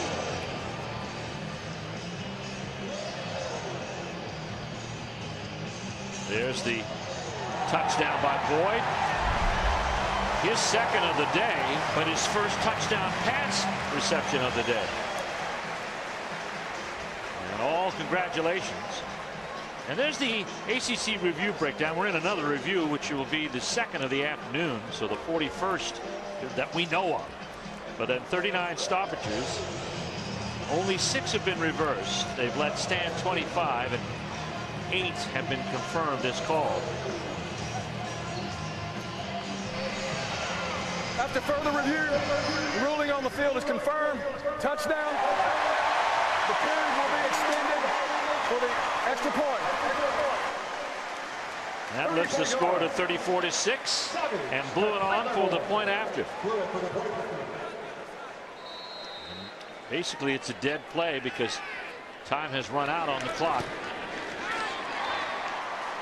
The point is good. And the half ends with a flourish for Pitt, up 35-6. And Boyd, Tyler Boyd, the true freshman, makes a great catch on a nice pass by Savage and he had to steal it out of the defender's hands. And let's go to the sidelines and Rachel Barbeau. Coach, having your way offensively in the first half. You told us yesterday, particularly in the run game, you were looking for somebody to step up and take the rock. Speak to your running game. Well, I thought, I think both of them are running hard. Obviously, James had a couple, touchdowns, or had the one touchdown run, short one down there. Like that, we're giving them a chance up front. We got, we're doing too many dumb things, so, special teams we got to clean up. Some procedural there. So looking forward to getting out and playing a cleaner second half. Your quarterback comes out here and just settles down. You've always talked about his accountability and his ability to be able to stay even through the good and the bad times. Speak to his performance. It's probably like every performance, some good and some things. We got away with one there. You had 14 seconds, and like to make sure we got a chance for 2 plays. And, had a chance to make something happen. So Tyler made a heck of a play there. So, we just got to keep playing. Good luck, Coach. Thank you. Let's send it back to the studio with Tom and Tommy. Thank you, Rachel. Coming up, Any last requests, Mr. Baldwin? Mind grabbing my phone and opening the Capital One Purchase Eraser? I need to redeem some venture miles before my demise. Okay. It's easy to erase any recent travel expense I want. Just pick that flight right there, give it a few taps, and it's taken care of. This is pretty easy, and I see it works on hotels too. You bet. Now, if you like that, press the red button on top. How did he not see that coming? What's in your wallet? This is the Capital One Halftime Report. Welcome into the ESPN3 Halftime Report presented by Capital One. I'm Kerry Chow. Coming up, we'll join the ESPN Goal Line Network in progress to keep you up to date with all the action going on today. Goal Line features unlimited live cut-ins, highlights, and analysis from the biggest matchups throughout the day. But first, let's take a look at this week's Capital One Cup Impact performance from Thursday night. It's Michael Gordon, running back out of Arkansas State, in a 41-34 win over Troy. Gordon ran for 115 yards and 2 touchdowns on just 8 carries. If you break out the abacus, he scored a touchdown 25% of the time he touched the ball. Gordon added a 64-yard scamper in the third quarter. Congratulations to Michael Gordon. All right, as promised, let's get you updated with everything that's going on today and join the Goal Line Network in progress. A reminder that Goal Line is available through participating TV providers and live on Watch ESPN. Enjoy. And certainly more takeaways today, and they've gotten them. That's the third. And it's back to Teddy Bridgewater from inside his own 5.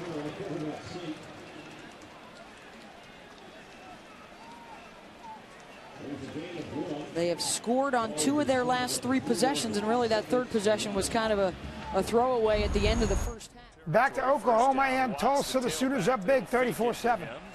Green left sideline pass, jump ball, and it is caught.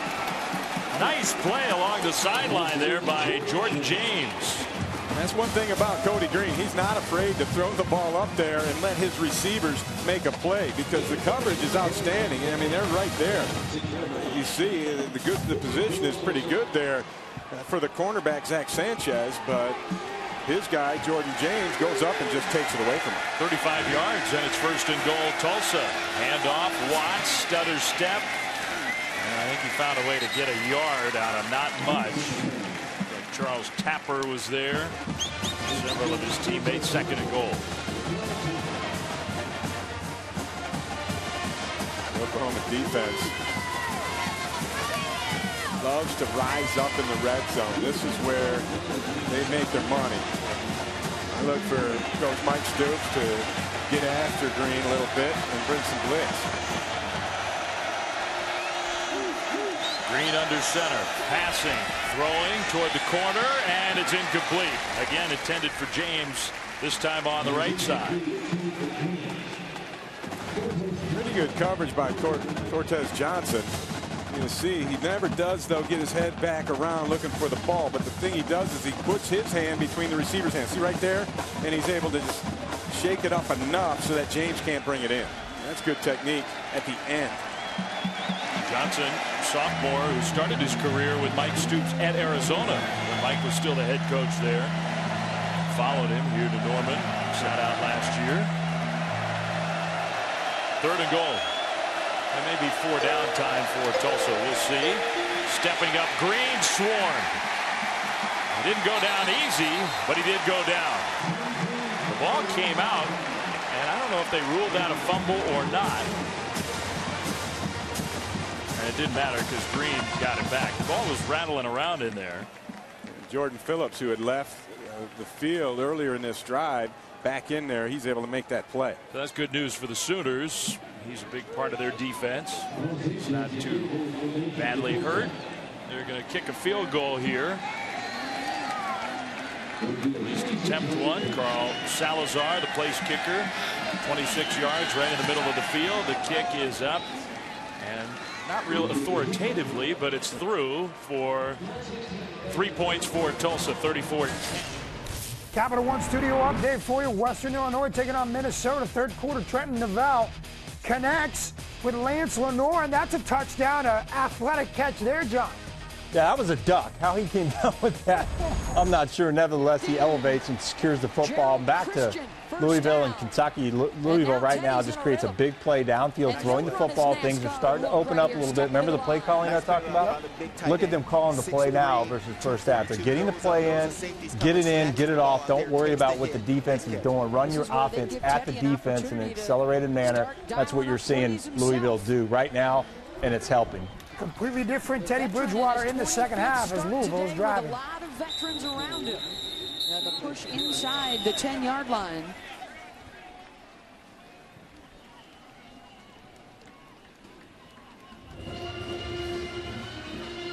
He's got the Kentucky defense on its heels right now, and he's trying to get back to work quickly. And a drive that started back inside their own 5-yard line at the 2.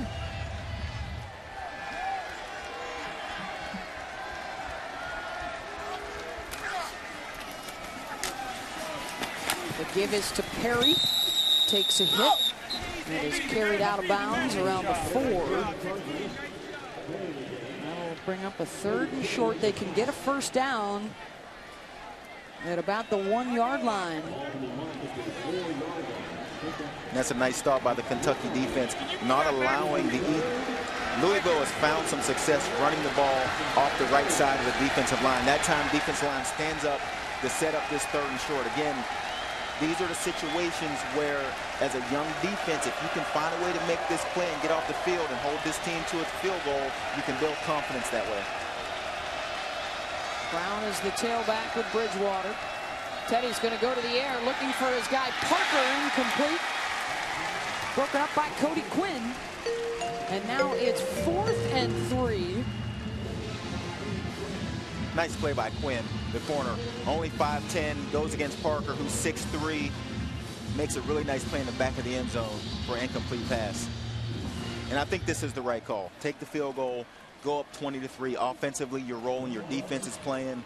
You know, no need to take a chance here. Just get your 3 and then get your defense back on the field. It'll be a 21-yarder for John Wallace. He's already good from 36 today. He's a perfect 4-4 on the year. And Wallace sends it through. 20-3. Louisville scoring on both of its possessions here in the 3rd quarter. Maxwell Smith's got an ice bag on his shoulder. He left the game. Jalen Whitlow throwing the pick in the red zone. And then the Cards take it 92 yards the other way and tag on 3 more. Capital One studio update for you. New Mexico taking on Pitt. 3rd quarter. He's a savage. Tom Savage connecting with Tyler Boyd after he avoids the rush. And that would make it 35-6 at the half. Pittsburgh over New Mexico. Elsewhere, Georgia State getting it done. This because of a 65-yard touchdown run from Travis Evans. Georgia State down now 17-7 over under the Mountaineers. Getting on the board and trying to make it happen with 10 minutes left in the 3rd quarter. Let's take you to Oklahoma and Tulsa now. 34-10, Oklahoma leading. Bulldozing his way forward and get some positive yards out of what looked like it might be a negative play. Very easily could have been a turnover because without Blake Bell's strength, his throwing arm got hit, and he was able to still secure the ball and then push his way for a couple 3-4 yard gain. The true freshman Jesse Brubaker on the line for Tulsa. He got some pressure in there. Brubaker's going to be a good ball player before it's all over. Yeah, and this is just his third college game. He's playing here in Norman against the big bad Sooners. He's holding his own. Over the top, the pass incomplete. Neal, the intended target. Fourth down. The Sooners will send the punt team out for the first time, so they get a little work for Jed Barnett, the punter, who sat and watched the first half. That kind of throw, the fade down the sidelines, that's the hardest thing for a quarterback to I think, simulate in practice. And Bell will get better as he gets more reps in the game to do that. But if you're going to make a mistake on that, you want to overthrow the thing. And that's what he's done when he's missed on those deep shots today. Barnett, the first-year punter for Oklahoma. Watts, the return man. Kind of a low kick. It's going to give him a chance to return it. Watts up the field. And Watts still on his feet. Watts into the open. He's got to beat the punter, and he does. Trey Watts trying to get to that pylon and pushed out of bounds right around the 10-yard line. A big return for the son of a Sooner. UCLA with a huge run here, down 21 to 10 over Nebraska, but trying to come back. All the way out near midfield. Chased down by Josh Mitchell and Corey Cooper. 38-yard run for James on the first play from scrimmage in the second half of the Bruins. This is what they were talking about, the ability to make tackles in space. Harvey Jackson has him in his sights, and Jordan James gives him a leg and takes it away for big yardage. The collision between Fuller and James still turned out to be a gain of 5 to the 46-yard line of Nebraska. Back to Tulsa, Oklahoma. Tulsa trying to punch it in. For a short gain of 3. Sometimes your fullback down in this area, he'll just be able to pop through. It's a quick hitter. Give credit to the Oklahoma defense for not allowing that to happen. Grissom, the guy in there making a play. Zach Langer, a sophomore, is now the tailback in this formation. And they'll give it to Langer, who cuts back right and now gets hit inside the 5 and stacked up at the 4. Frank Shannon with the initial hit from his middle linebacker spot. I don't think you're going to get too far running between the tackles against this Oklahoma defense. You know, and things are more difficult even down here in the red zone where everything's compacted a little bit. In order to score, I think you're going to have to fool them, or you're going to have to beat them with a one-on-one on the edge. A big moment in this game. Tulsa's trying to feel like they're back in it. Watts is in the backfield. Douglas in motion. They fake it to him. Sprinting right. The pass is knocked down. And then the quarterback Green is knocked down. Very nicely done by Julian Wilson. Well, the knocking down of the pass, the swat, is good stuff by Wilson. I'm surprised he didn't get a penalty for his little extra push right here on the quarterback. That should have been 15, in my opinion. Yeah, I mean, the play was definitely decided. Whistle may not have been blown, but that was one that... I mean, I'm not mad at him. I would do that myself, but I expect a penalty after something like that. Yeah, you got to be a little smarter than that. You've already made the play. Another field goal try here for Salazar. 21-yard attempt. The kick is up, and it is good. Well, the big punt return doesn't lead to a touchdown, but 3 more for Tulsa. Oklahoma 34, the Golden Hurricane 13.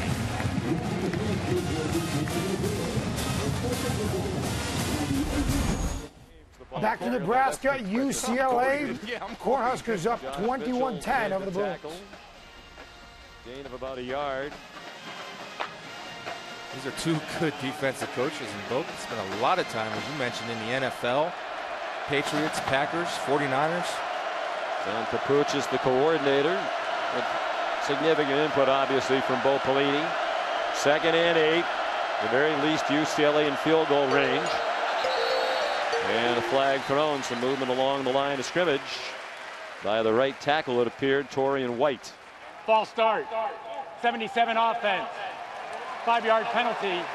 Remains 2nd down. You know the quality that Brett Hundley has that I love in a quarterback? He's like this. He's even. There's not ups. There's not downs. He's very composed, and that's what you want when you're down on the road, a guy that doesn't get rattled. We're seeing that from number 17. He threw for 305 yards against Nebraska last year, the first of 3 straight games in which he threw for 300. He's the only UCLA quarterback to have 300 games in a row. Running for his life there and out of bounds with a 1-yard loss. Taken to the sideline by Josh Bandera. Studio update for you. Michigan getting it done this time. Devin Gardner connecting to Chesson, 33 yards, touchdown. Michigan up 21-10. This after they were trailing 10-7 to Akron. Noon kickoff, Big Ten. Yeah. Michigan woke up. We'll be all right there. Has UCLA thus far. They're trailing 21-10, but driving right now. Another decent-sized gain against the Nebraska defense. A seam found by Darius Bell. And a good throw by Hundley for 18. And give a gold star right there to that front 5 of gold helmets, giving the protection for Hundley to keep his eyes downfield, and you see him throw that fastball. Jordan James inside the 5. Going to mark it at the 3-yard line. 2nd and goal. Nearly midway through the 3rd quarter. It was all Nebraska early. The game's tilted in favor of UCLA. James, touchdown. Again, very poor tackling. And UCLA is within 5. Will they go for 2, or with this much time left, just kick the point? I think you go ahead and get the 1. We hope you enjoyed the fast action coverage from the Goal Line Network. We will continue to provide this service every Saturday throughout the college football season. That'll do it for the ESPN3 Halftime Report presented by Capital One. I'm Kerry Chow. Enjoy the second half.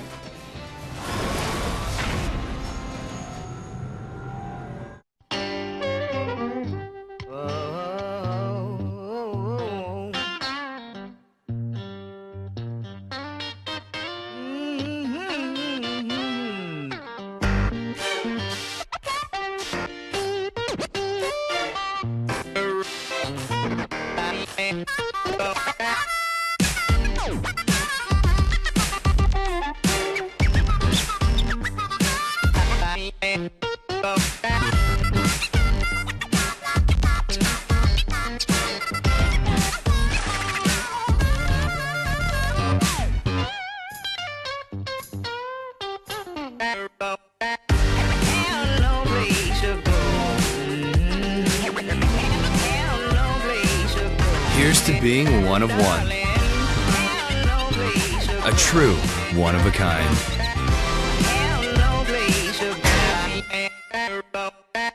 International basketball player that we hear about at workouts that we've never seen play in the NBA, and then everybody, this isn't Darko Milicic, okay? This is somebody, since he's shown up on campus, that has been productive at South Carolina. So you can't say that, oh, this guy's a fraud, he's hyped, he's not the real deal, when in fact he already has been at this level. It's just not to the standards that people set for him in his junior season. You had to go Darko. Yeah. You had to go Darko. Does that hurt? The problem is in the North Carolina game, because all offseason we look at that big hit against Michigan in the bowl game where he knocked the helmet off of the running back. Sure. Big preseason Heisman moment. And so the cameras were on him every single play. Up-tempo offense of North Carolina, hottest day of the year so far down there in South Carolina. And every time he took a play off, and he did, everybody talked about what's wrong with him. Well, what they didn't talk about was he also affected that game. He forced North Carolina to go away from him time and time again. When the quarterback dropped back in the pocket and held the ball for more than 1.2 seconds, he was often there to pressure. On runs, he often beat the block in front of him and either made the play or forced the back to cut into somebody else to make the play. And so, yes, there were times when he took the play off. He did.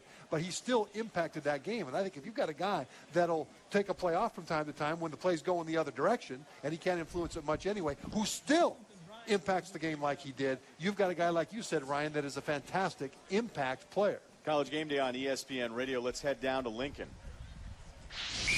Number 16, UCLA at number 23, Nebraska. Chris Schmidt throughout the game joining us here on ESPN Radio. Chris, UCLA gets out to a touchdown. It's now 21-17. How much has momentum changed there in Lincoln? It's shifted big time, Ryan. Not only the score before the half ended for UCLA, but the defense holds for the Bruins on Nebraska's possession.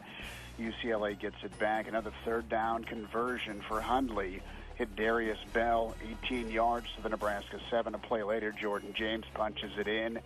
Nebraska's offense up to bat now, trying to respond, but UCLA, it seems like they've woken up a bit, and they're thriving offensively right now. If UCLA comes back to win this game, I think the play that people need to look at is late in the second quarter, Brett Hundley, with his team down 21-3, drops back, and he had two guys had a chance to drop him for about a 10 to 15-yard loss. He evaded both of those tackles, ended up running for the first down, kept the drive alive. UCLA scored to keep it within range at the half at 21-10. Now, all of a sudden, you got a ball game in Lincoln. And the thing about this game for Los Angeles is that with USC on the ropes, UCLA is making a play to be LA's it team.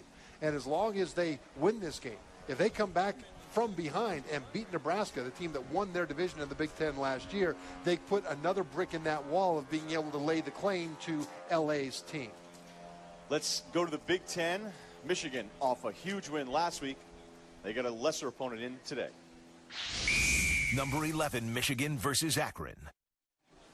21-10 the score here, just under a minute to go in the third quarter. And since this third quarter got going, remember, Akron was up 10-7. They scored about 5 minutes in to the second half, but looked like Devin Gardner's getting a little bit straightened out here after a couple early picks in the first. Yeah, I think Michigan got their wake-up call when Akron took the lead, and since then, 2 easy touchdown drives for the Wolverines. I think they're going to put this one away here in the fourth quarter. The game's supposed to be played, and now he's back doing what he really wants to do, is have an impact on some young lives.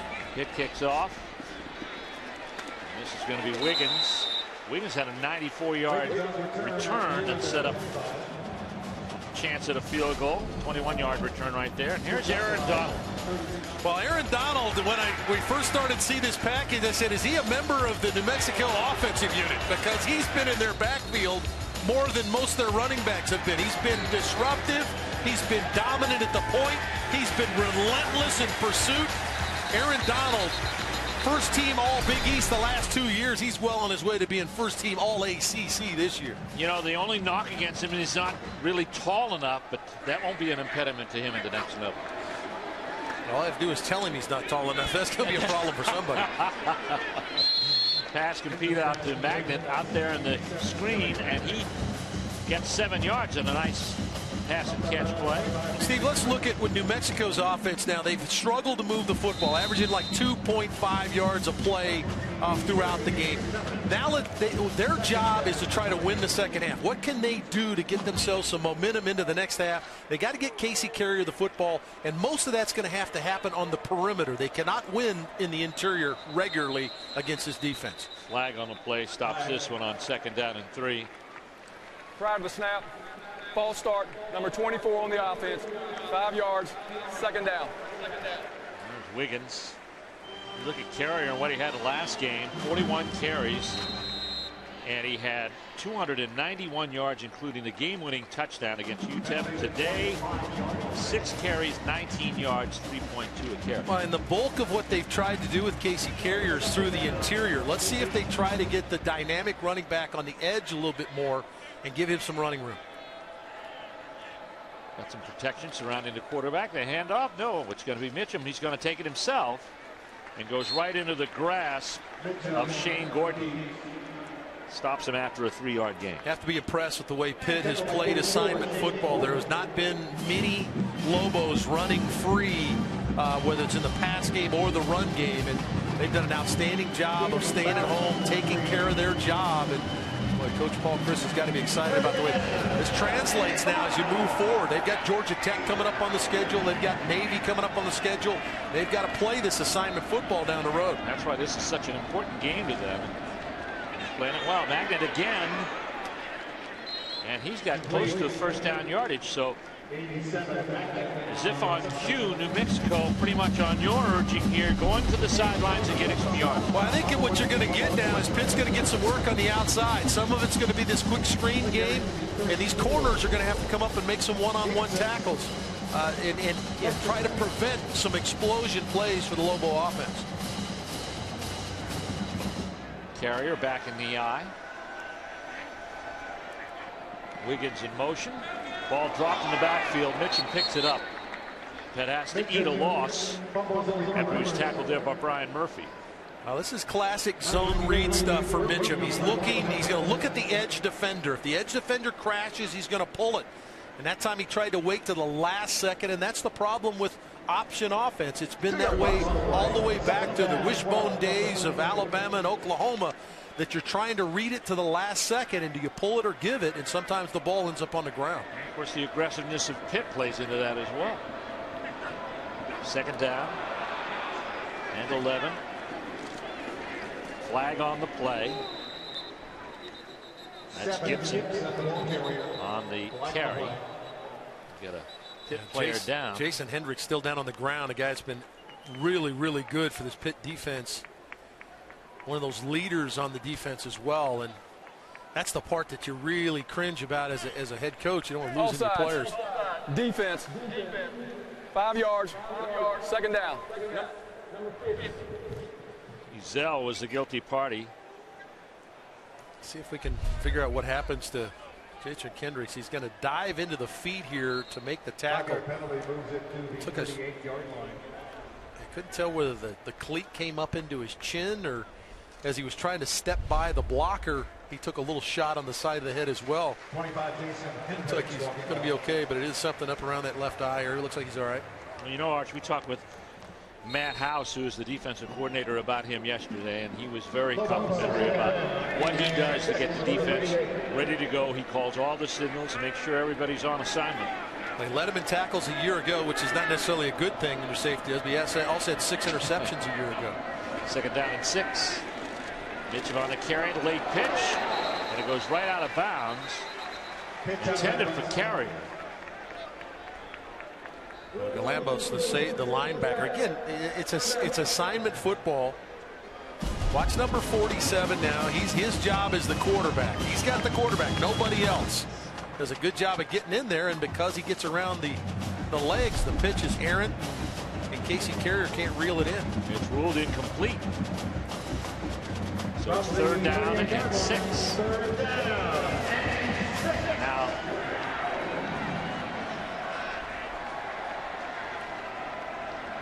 Gochi is in at quarterback. He'll keep this time. Late pitch comes to the corner. It's mishandled. Ball on the ground, picked up by Pitt. That's Webb, true freshman. Cherish Webb. And he's another one from Clairton, Pennsylvania, in that outstanding high school program. Gauchi's going to ride the fake, pull it, does a great job. It's a good decision. Now the pitch is behind. Just could not reel in the pitch. The ball's on the ground. And a turnover, the first turnover for New Mexico today, and they're into the field. Pitch intended for Ridge Jones. It's going to be first and 10 for Pitt at the New Mexico 31-yard line. Savage still in there. Boyd and Street are still in there as well. Handoff goes to Bennett.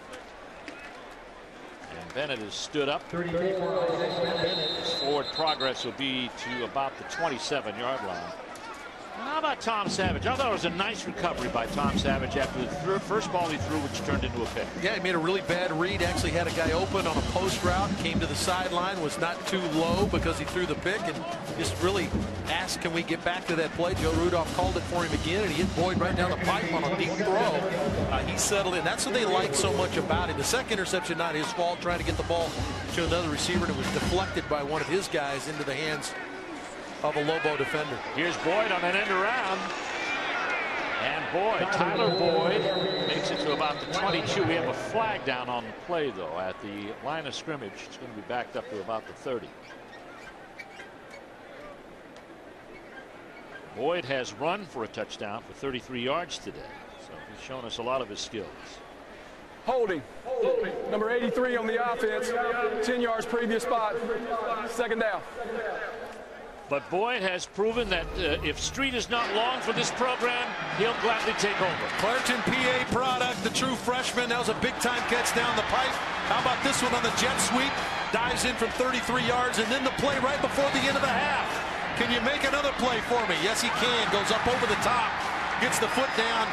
4 catches, 116 yards, 1 rush, 133 yards. He has been dynamic today. Ibrahim is back in the backfield, and there is Tyler Boyd, the true freshman. Savage to throw. Pass complete. It's Boyd again. He leans ahead to the 26-yard line. You know, a little thing happened on that play right there that tells you he's a football player. He catches the ball, and a lot of guys want to dance. He splits the defenders, gets about 3 yards, makes it 3rd and 5 instead of reversing his field and making it 3rd and 8. That's a really nice play for a young player understanding how to play the game. 11-yard pickup. They're still shy of the first down, looking at 3rd and about 7 because of the holding penalty. Blitz is on, picked up nicely. Savage has time. Pass complete. And it's to Witherspoon. Oh, what a great job by Pitt's offensive line, because there's blitz coming off the left side of this offensive line. They do a great job of sorting it out, get it all blocked, and now the big quarterback can sit in there and wait. And gets it to Gardner down the field for the first down. But really good job by their offensive front to take care of the pressure package. 1st and goal. They're at the 8. Handoff Bennett. Bennett through the middle, pulling into the end zone. Touchdown.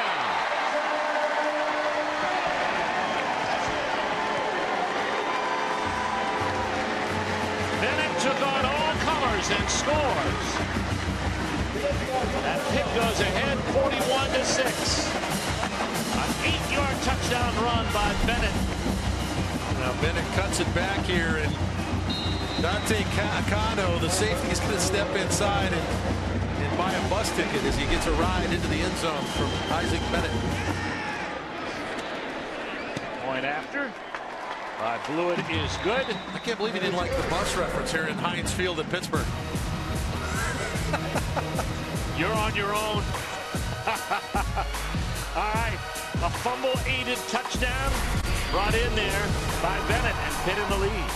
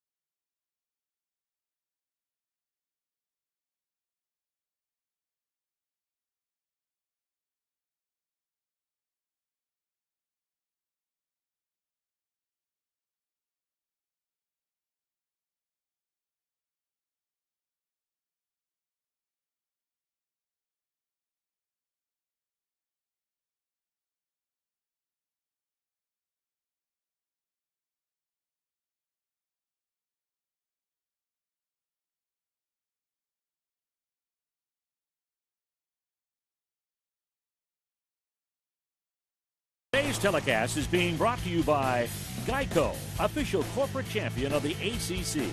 The Toyota Camry, official import car of the ACC. By CPI Security Systems. By Ruby Tuesday, official corporate champion of the ACC. And by PNC Bank. Now there's a shot of the cathedral here on the Pitt campus that iconic. It kind of leads you to believe and tells you where you are. Today's coverage of ACC football is being broadcast on AFN, the American Forces Network. We welcome the nearly 1 million men and women of the U.S. Army, Air Force, Navy, Coast Guard, and Marines stationed around the globe and in 175 countries and on the high seas. And we're so proud to have you with us. And hope you're enjoying the broadcast. It's Armed Forces Day here at Pitt. And it's been a great day for their football program as well. 42-6, they lead New Mexico. Steve Martin, Dave Archer, Rachel Barbeau. Covered at the 8. And returned out there. And Nayad out to the 18-yard line. Country music superstar Jason Aldean kicked off our telecast today with his #1 single, The Only Way I Know, from his platinum-selling album Night Train. Jason's been topping the charts since his debut in 2005. He's leading the way for this year's coverage of ACC football. It's his second opener for the ACC network. His best-selling My Kind of Party.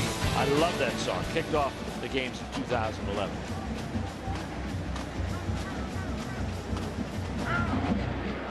Gauci is at quarterback.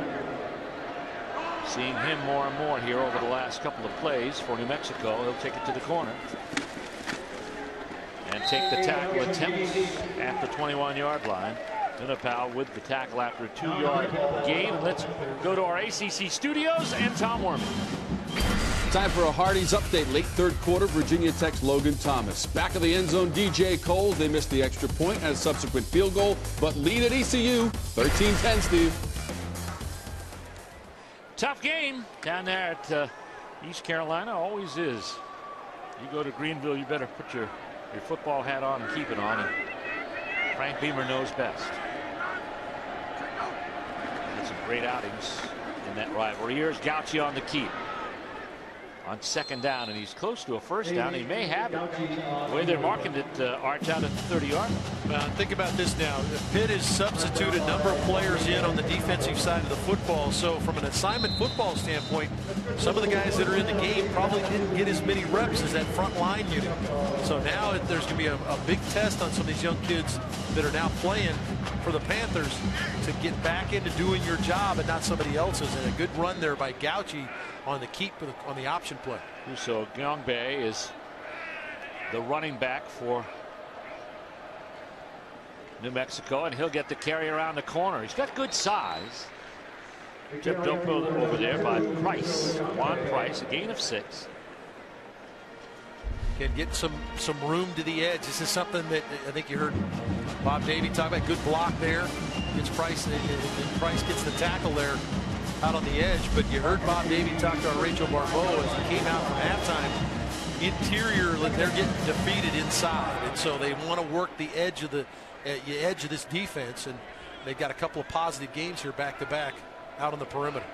Gauci at quarterback.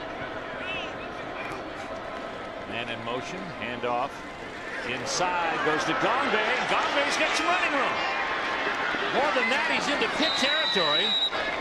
Brought down there by Hendricks on a saving tackle and a gain of 42 for New Mexico.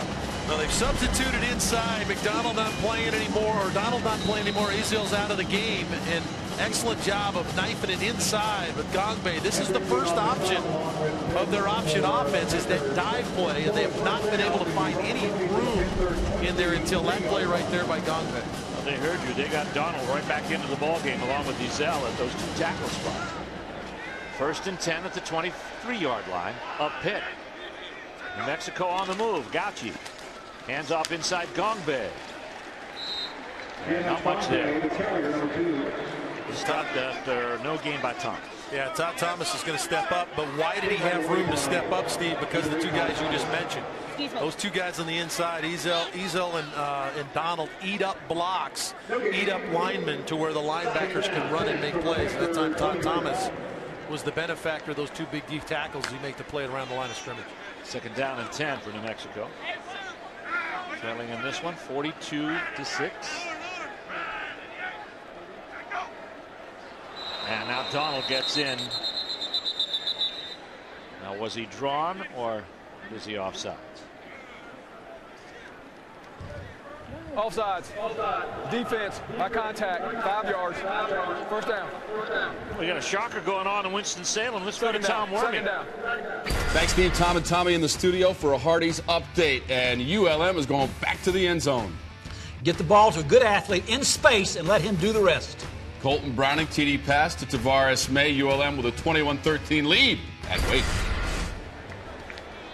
I'll tell you what, Louisiana, Monroe, those schools in that vein between East Texas across Louisiana and Arkansas, there's some great talent there. Gauci rides it in. He'll keep now. Pitch. Oh, nice pickup by Wiggins. Excellent job by Gauci to run the option play. Going to fake the dive. Going to fake the dive here. Now pull the defender to you. Does a great job of pulling the linebacker Gonzalez to him. Outstanding block on the outside, and now it's one-on-one. Two real good blocks on the outside by the two receivers. And that's the beauty of this offense when they get it rolling, is that option game.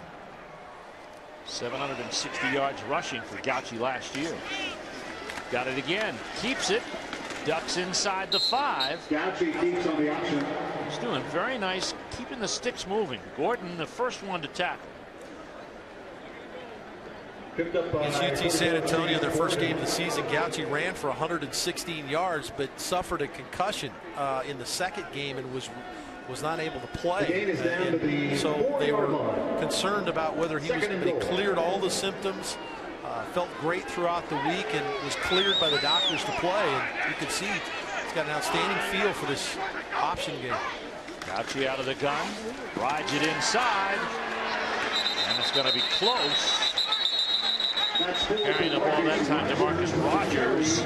Gain of 3. Good play by Vinipal, the safety, to shut the door at the goal line. Number 9, safety going to shut the door. Good initial push, but Vinipal's there to stop him and keep him out of the end zone. You got a 230-pound quarterback. This has got to be his territory right here. Casey Carrier's on the sideline last couple of plays. I don't see anybody attending to him. It seems that Gongbe and now Rogers carrying the ball here. And I think Gauci is probably the reason why this drive is moving. He's touchdown. Gauci, nice play fake to the up back inside. And Gauci takes it in untouched. Well, you got it. You're 230 pounds at quarterback. Just go ahead and ride the back inside. But this is going to be Gauci all the way. Does a good job of trying to draw a few defenders off of him. But you had a feeling it was going to be him all the way, and he leans in and shoves it in the end zone. Nice play, nice drive engineered by Cole Gauci there. Justice Adams for the point after. The kick is up, and it is good. And New Mexico gets on the board their first touchdown of the afternoon. And here's a nice long run by Gongbe that helped this drive alive for this touchdown run by Gauci, untouched through the 5.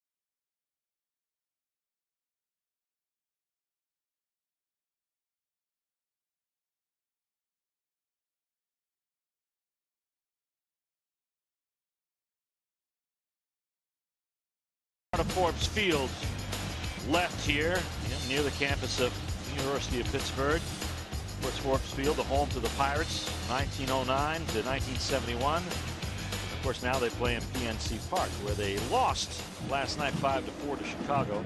There's a New Mexico scoring drive. The 81 yards that they got on that drive is more than the 59 yards they got in the entire first half. And Gauci takes it in, 1 yard out. Lafayette Pitts is back to get the kickoff.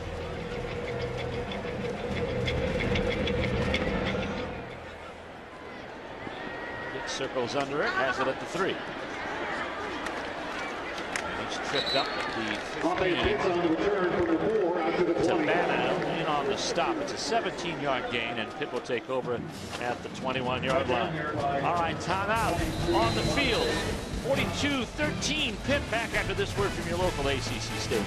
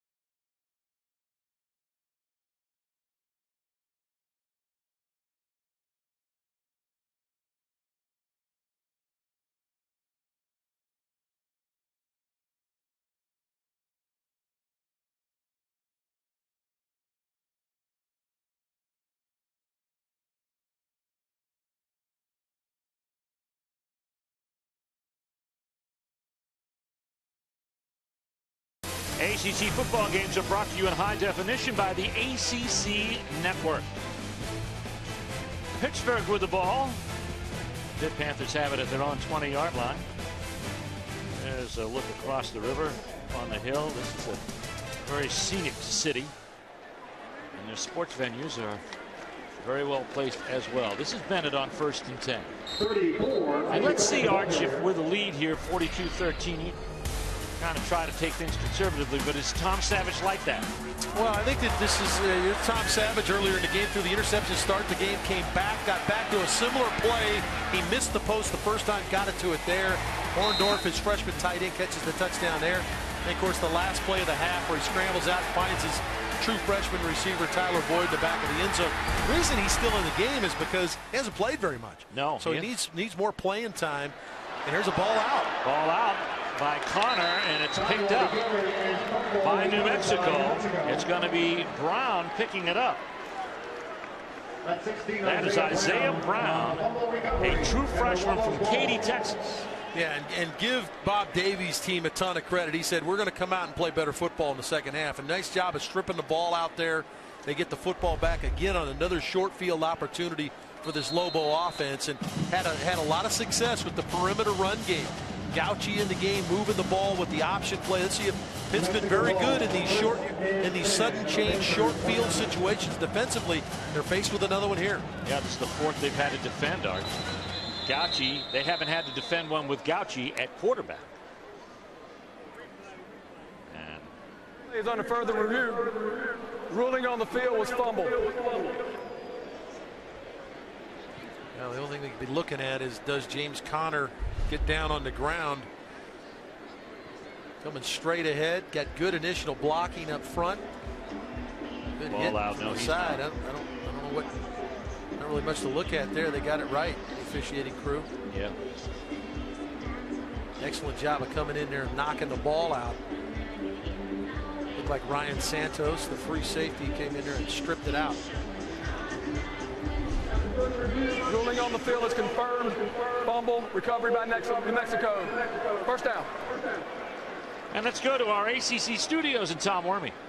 Thank you, Steve. Time for a Hardee's update. Virginia Tech and East Carolina. Cody Jernell from 40 yards away. He misses. Second field goal miss. Also missed an extra point, but Virginia Tech leads 13-10 in the fourth. Like they're hanging on, Tom. Oh, and their special teams, that's Beamer ball. They've not been very good. They weren't very good against Alabama, not very good today. And the handoff given straight ahead. It's going to be to Carrier. That's his first carry in a while. And let's go down to Rachel Barbeau. Yeah, Casey Carrier is a guy that coaches have depended on, and he's a guy that was injured a couple of years ago in 2011, had to sit out, and he said, you know what, I have a chip on my shoulder, and I want to get back in there and make a big difference for this football team. Over 300 yards against Air Force, coming off a performance a couple of weeks ago, almost 300 yards. A big, big guy for this offense. Over 2,000 yards rushing in his career. Gauci on the keep, breaks one tackle. Gauci to the outside, has a first down inside the 20, down to the 15-yard line, and another 11-yard gain. Yeah, all of a sudden this Lobo offense playing with some confidence because they moved the football a little bit. Again, the play fake to the inside, want to play on the perimeter, and you see the big guy runs through the Todd Thomas tackle right there at 230 pounds. Gauci's a problem now if he gets ahead of steam up and is able to run the option. First and 10 at the 15-yard line. Gongbe is the I-back. He gets the handoff. He launches into the hole, but runs into Shane Gordon there. Looked like he lost his footing just as he got to the line of scrimmage. May have stepped on a foot, tripped over a foot as he got ready to hit that crease in there. Pitt had defended it pretty well. He's got nice acceleration, Gongbe has, plus along with it size. Yeah, 6 feet, 210 pounds. Carrier 5'9", 185. And you got to figure that if you carry the ball 41 times the way Casey Carrier did last week, probably a little residual effect on that. Gongbe in trying to spell him. Gongbe's still in there. Gauci with a handoff. Fakes the pitch into the end zone. Touchdown for Cole Gauci. His second of the day. A 12-yard gain for a touchdown and his second in as many possessions. Gauci going to run the option play. It's a dive option. They're going to fake the dive. There's the dive fake. Now he sees the crash and just a huge, I mean, tell you at home, can you run through that hole? Excellent job of reading it by Gauci. Reading that edge defender. Does he crash? He pulls it and steps in the end zone for a second touchdown in as many drives down. A good job of cashing in the short field opportunity presented to them by their defense. It's 20 points on the board. Makes it a point after there by Justice Adams, and Cole Gauci says, I'm back. And he certainly is. Great job that time, the last two times, and gives an extra feel to that New Mexico backfield. Yeah, big physical kid, and he's reading it extremely well, doing a nice job. He carries 37 yards, the 2 touchdowns, obviously getting the ball in the end zone, put some points on the board. One of the things that Bob Davie wanted to do is he wanted to improve the point differential. And he wanted to, I guarantee he told his team, I want to win this game in the second half. I want to win the second half. The ACC and your local Toyota dealers are unlocking ACC archives, and you can relive over 60 classic football games, all for free. Next week, Georgia Tech and North Carolina get together, and one of the great games in their history happened in 1999. 7th-ranked Yellow Jackets tallied for a 31-24 win. Tech quarterback Joe Hamilton committed 4 turnovers, but led a game-tying drive in the final minute of regulation and scored on a 6-yard draw in overtime. Visit the ACC.com/vault. Brought to you by Toyota. Let's go, place. What a player Joe Hamilton was. I live in the Atlanta area. They're hoping that Thad Lee, their new quarterback, is the next Joe Hamilton. Tyler Boyd is back there to get the kick, and he'll take it 1 yard deep. Zigs and zags, but can't get past the 20-yard line out to about the 21. Cox on the tackle for New Mexico. ACC fans, you will be the fan that you could be that wins a VIP trip to the biggest game of the week. Enter the sweepstakes every week by tackling Coach's Challenge and then share it with the hashtag #BeTheFan. Official rules at attbethefan.com. All right, well, Pitt's going to have to get back now to trying to move the football and put points on the board because they've not done a very good job of that, and all of a sudden New Mexico's crept back in the game. Down here by 22, and here's Bennett, and he is thrown for a convincing loss there. Johnson and also Bourne in on the tackle. No gain on the play. And it's crazy how the really odd feeling of momentum and what happens to a team. All of a sudden your offense has made a couple of plays. You got to take away defensively, created that opportunity for that last score, and all of a sudden the defense now steps up their play, makes a play in the backfield for a negative play. How many times has Pitt been 2nd and 10 this afternoon? Not many. Back to throw Savage. Rush is on. Johnson was right in his grill when he threw it. Give Javonte Johnson a ton of credit here, Steve. You mentioned the name. He's a rush linebacker. He likes to come off the edge in passing situations. Number 18 going to swim past the block right there of Orndorff, the tight end, and get on the quarterback. I believe he's a quarterback. You could feel that guy coming and just did not pull the ball down to his receiver down the field. So give Johnson a ton of credit for rushing the delivery of Savage, the quarterback. It's 3rd and 10.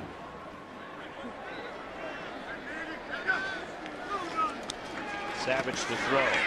Pass is incomplete. Intended for Orndorff, his tight end. And that was one of the shortest series outside of the interception that Pitt has had this afternoon. Yeah, 3 and out. Excellent job by this Lobo defense. They were challenged by their coach at halftime. Can we win the second half? Let's go play better football. And right now they're outplaying Pitt here in the second half. Well, we wondered if Matt Yalek was still on the team. He's going to be back there, and he'll get his first punt of the game for the Pitt Panthers here. 4th down and 10. They did nothing on that possession. Tim Foley is back deep to receive for New Mexico. And this one will roll out of bounds. And out of bounds. Mark it out at the 32-yard line. A 46-yard kick with no return.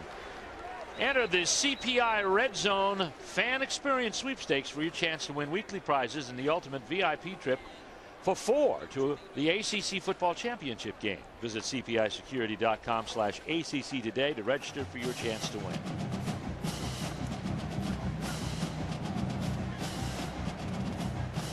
We welcome you to Heinz Field. Steve Martin here along with Dave Archer and Rachel Barbeau. We have an unsportsmanlike conduct on New Mexico. Well, we're going to have pretty good field position outside their 30-yard line now with a 15-yard penalty. Shoves them back inside their own 20. Down to about their 16-yard line. 17 market. They've had a couple of nice drives for touchdowns. Cole Gauchi has done a very nice job. Sophomore quarterback. Now, the thing they wanted Gauchi to do in between last year and this year was they wanted him to work on his delivery throwing the football. Let's see if they're willing to let him. Been very good on the ground so far. They're willing to let him throw it a little bit. Rogers is the setback. He gets the handoff, and it looks like he trips into the hole, gets out to about the 18. Now, last 2 drives here, Gauchi's done a nice job. Yeah, he's done a really good job of running the offense. They've gotten some confidence up front. They've been able to push the front up, and then Gauchi gets the ball in the end zone there. They get the takeaway, which presented another short field opportunity. Here's Gauchi again on the option. His second touchdown in 2 drives, and really has New Mexico playing with a lot more confidence here in the second half. 7 carries, 35 yards, 2 touchdowns, and a happy coach. Gauchi has it. fakes the pitch. Gets out to about the 24-yard line. Big gain of about 4 on the play. No, and that's what this is. That's what this offense is right there. You're willing to live with that. Now you're down, 42-20, but that's what this offense is designed to do, is just to grind you down, running the ball inside, running the ball on the edge with the quarterback, running the ball outside on the perimeter with the back. That ends the third quarter. New Mexico starting to look pretty good as Gauci has scored the last 2 times with the football, and we're getting ready for the fourth quarter of play in this non-conference outing between New Mexico and Pitt. The Pitt Panthers leading 42-20 after 3 in Pittsburgh.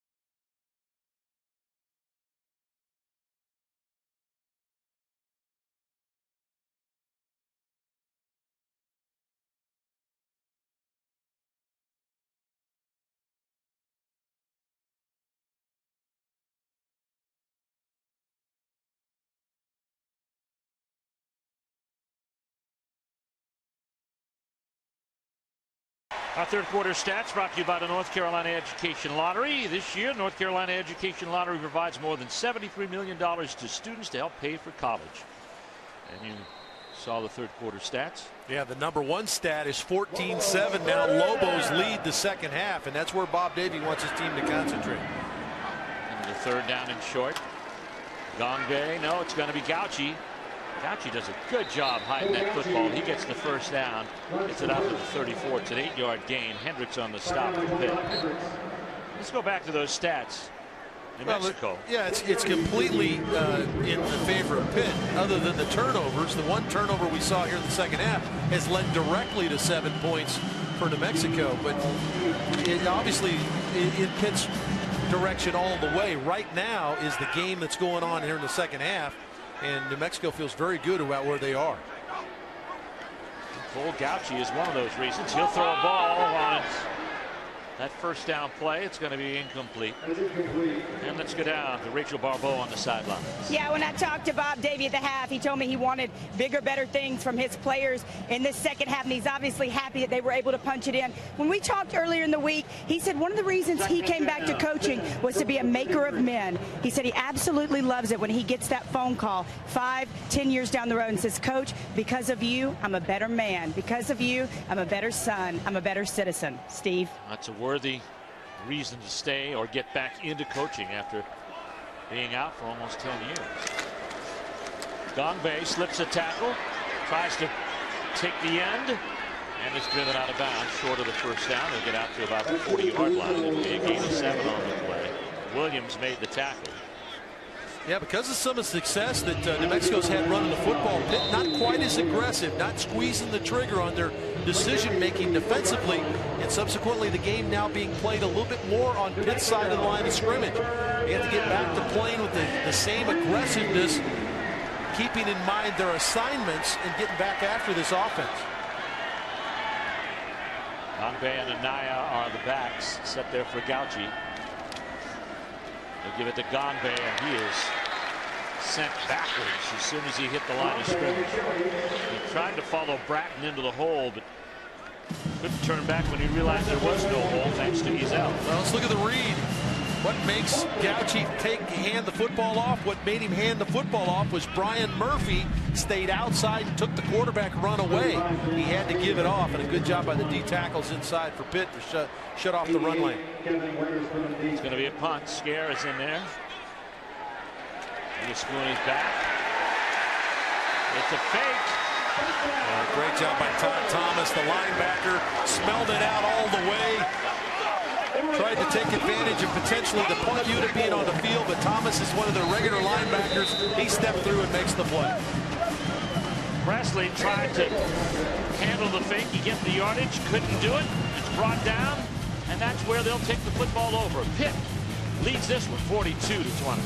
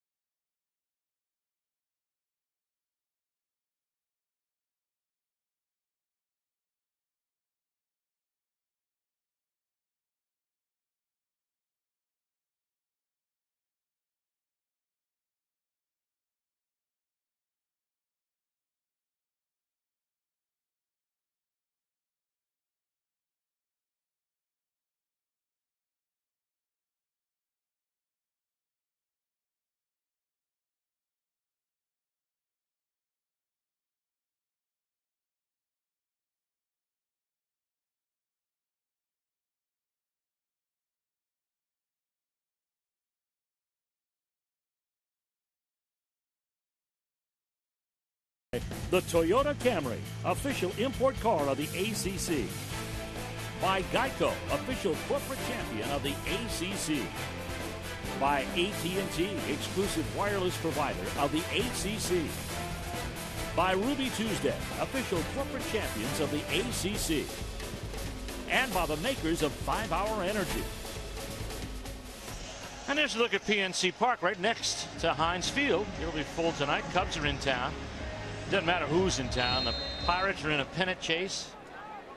And they're having a battle in the National League Central. 6 games with Cincinnati in the next 2 weeks. There'll be lots of activity down in this area of town. 1st and 10, second best field position for the Pitt Panthers. And there's Bennett. Man. He was hit. Deion Branch, the safety, came up and tried to introduce himself to Bennett, and it was the other way around. Bennett's going to step through this hole. Listen to this contact. Oh. Wow. I felt that one. Oh. Gain of 7 on the play brings up 2nd down and 3. That's where you usually come back to your locker and have a mud flap laying in your locker. End around to Boyd. Not much there for Tyler Boyd. I say not much there. After he gains 33, 7 looks somewhat less. Well, Boyd he was such a dynamic runner in high school. We talked about the 2,500 yards rushing, 43 touchdowns as a runner in high school. Did an outstanding job. He's already got 1 touchdown run today. We know about his receiving prowess. This is a kid. Talk about a star being born now in the ACC. Tyler Boyd making it happen.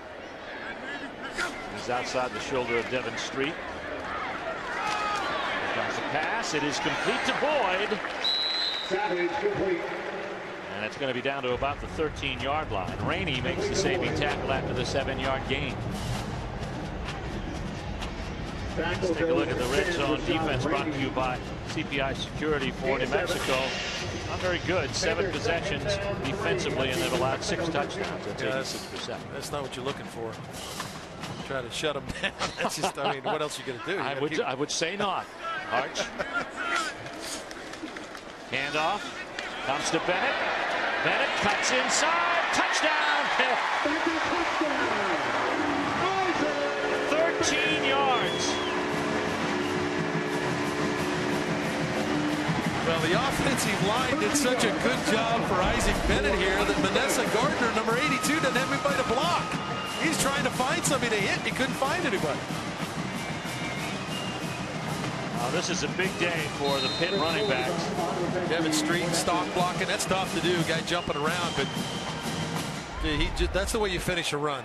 We've seen it by both guys. Connor and Bennett finished the run, and he did there as he ran through the tackler at the goal line. Chris Blewett with the point after. It is good. And now Pitt leading by 29 here. Thanks to Bennett's run. 49-20. Pitt over New Mexico in the 4th quarter here in Pittsburgh.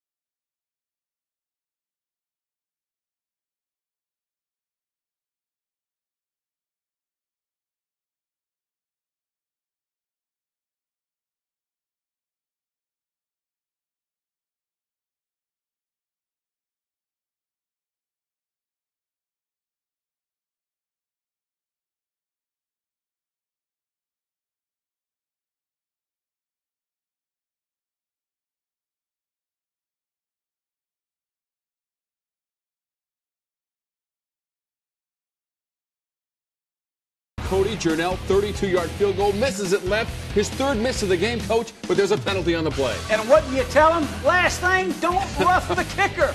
Adonis Armstrong roughs him. Logan Thomas trying to get it on fourth down from a yard away. He can't get it. 13-10, Virginia Tech late.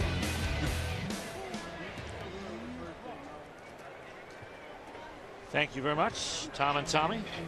That's incredible how the Virginia Tech offense is struggling. You know, and Logan Thomas trying to find somebody to step up around him. Give East Carolina a lot of credit, playing extremely well, but it's not what we're used to seeing at Virginia Tech. Now, it is what we're used to seeing out of Bud Foster's defense. They were very good against Alabama, and they're very good again today. Look, getting ready to kick it off. Anaya is back. Jones is in deep. This is Anaya with the carry at the 6. Try to turn the corner and can't do that at the 26-yard line. 21-yard gain, set up first down. Pitt fans, get your game on by downloading the ACC Football Challenge. You can play the Panthers' full ACC football season schedule within this free gaming app, and it's available on Apple and Android devices. Compete against other ACC fans and be eligible to win some great prizes like a VIP trip to the ACC Championship game in Charlotte. Download ACC Football Challenge, and it's presented by McAllister's Deli today. 1st and 10, New Mexico.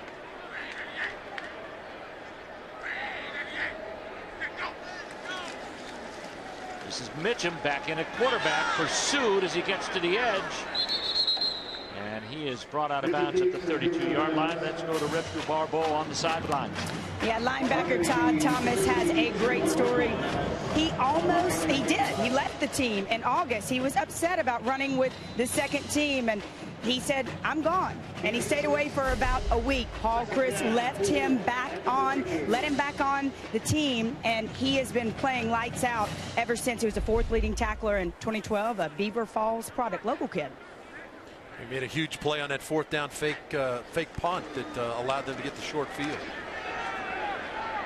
And this one is going to go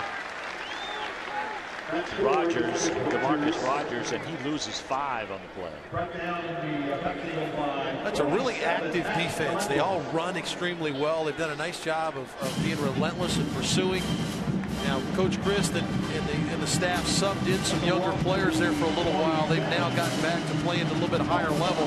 They have some of their younger players on the field now, but I think they were challenged a little bit when they came to the sideline, having given up some plays. Said, hey, listen, if you want to play, you better play at the level we've been playing at early in the game. Meacham still running the show offensively now for New Mexico. Presley is his setback on 3rd down and 9. Pass to the flats is complete, and not much there after the pass to Wiggins. A loss of 3, in fact. What a play by Lafayette Pitts. The corner, he's getting blocked. It's a screen to the outside. Quick pressure inside. Mitchum slings it out there, takes a big shot in the backfield by LaQuinton Smith. But watch Pitts make the play against the screen. Nice job out there all the way around. Scare is back for the punt. Witherspoon is deep for Pitt. Hang time very good on this. Witherspoon calls for the fair catch at the 29 after it sails 46 yards. And Pitt will take over. Beautiful day in Pittsburgh, and fans taking advantage of it. You can walk to the games here, and they do, and they're seeing a good one by the home side.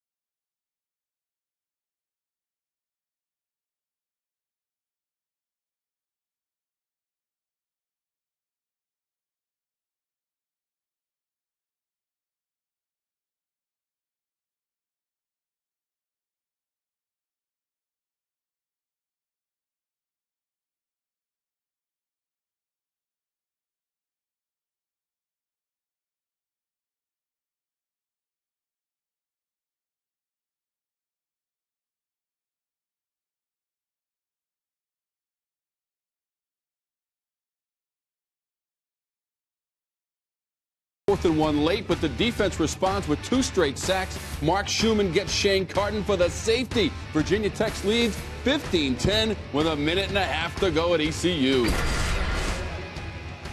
Nearly closing that one out, Tom. Thank you very much. New quarterback in the ball game now for Pitt, Chad Wojtek, who is a redshirt freshman. He's threw for 5,000 yards in high school out of Cleveland, Tennessee. Athleticism, energy guy. Keeps team loose at practice. Handoff. Comes to Connor, a true freshman. Connor falls ahead, close to the first down. It'll be a gain of 9. Savage's day is complete. Then, Arch, what do you think? Well, I think he'll be mixed about how he played. Obviously, the first play of the game can't turn the ball over. When you play a team that's going to have a little bit more offensive push, you can't turn the football and you're over and you're into the field. But I thought he rebounded extremely well, made some really good deep throws. He's got a big-time arm. He makes NFL throws. He's just going to continue to get better and better as he gets more and more play time. Wojtek at the commands now, and Connor gets the carry. He'll get the first down. You know, we talked to Savage yesterday. He says, you know, after the Rutgers situation, when he was ready to transfer, he was almost ready to give up football. He credited his parents for keeping him in, keeping him interested, keeping his nose to the grindstone, and it's going to turn out for a good senior season for him. Yeah, I think he's obviously excited to be here. This is an opportunity for him to play with some really good players, Devin Street in particular, Tyler Boyd. But their offensive line played well today, too. I think you need to give them some credit. That front wall, now they've got a number of their young kids have stepped in there. In fact, they're number 2 offensive lines on the field now. But they played well up front. Connor gets the carry, and he's just slicing up New Mexico here at about 8 or 9 yards a carry. They've got their second group receiver set in, 2. Bowers with the tackle. Nice job of stepping around right there. That's Ryan Schlepper that steps around and does a nice job of getting in on the block. But Bisnawati, King, Roll, Rotherham, Clemens, their front wall, that first unit really played well in the offensive line, gave Savage an opportunity to make some plays, and more importantly got these 2 running backs going, which is going to be a big part of who Pitt is on offense. Here comes the 3rd running back, Rashad Ibrahim. He's in the ball game now for Wojtek, and he'll get the call. He gets hit as soon as he handled the ball, and that was great tackle out front there. 29, received Ibrahim on the carry. Connor and both backs now have over 100 yards. Isaiah Brown makes the tackle for New Mexico, but that was loss on the play, a 2-yard loss on the play there. Second down, 12 from the 45. And these Pitt Panthers will come to Tobacco Road. They go to Duke. They take on the Blue Devils, who have fashioned a nice start. We'll be there.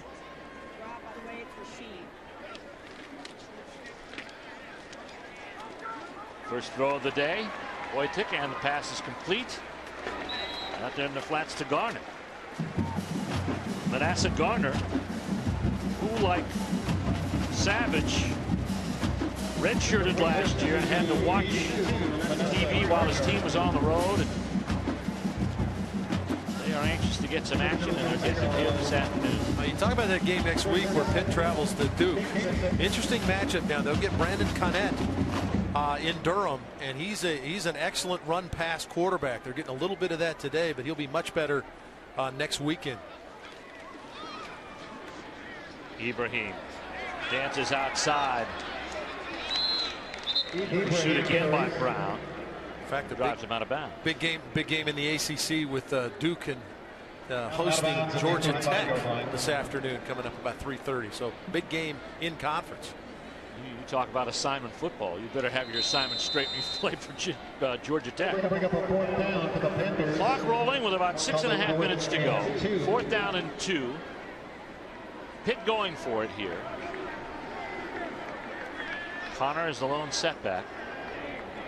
Wojtek in the backfield. Connor gets a call, but we've got a procedure penalty coming up. Manasseh Gardner. False start. 82 offense. 5 yards. 4th down. It's on. The ACC mobile app features live games, video, scores, stats, and news. Download it on your phone, your iPhone, your iPad, or your Android. Your team's your app. The ACC mobile app presented by Carabas. Download it today. Now this changes 4th and 2 down to 4th and 7. It will still, now they'll pull the punter in. Matt Yaklick will be there, and Tim Fuller will be back deep to receive for New Mexico. Dies, but in the end zone, it'll come out to the 20. A 40-yard punt with no return. 5:43 left to go here in this 4th quarter. Here at the Heinz Moll Chapel on the Pitt campus. We'll be back after this break from your local ACC station.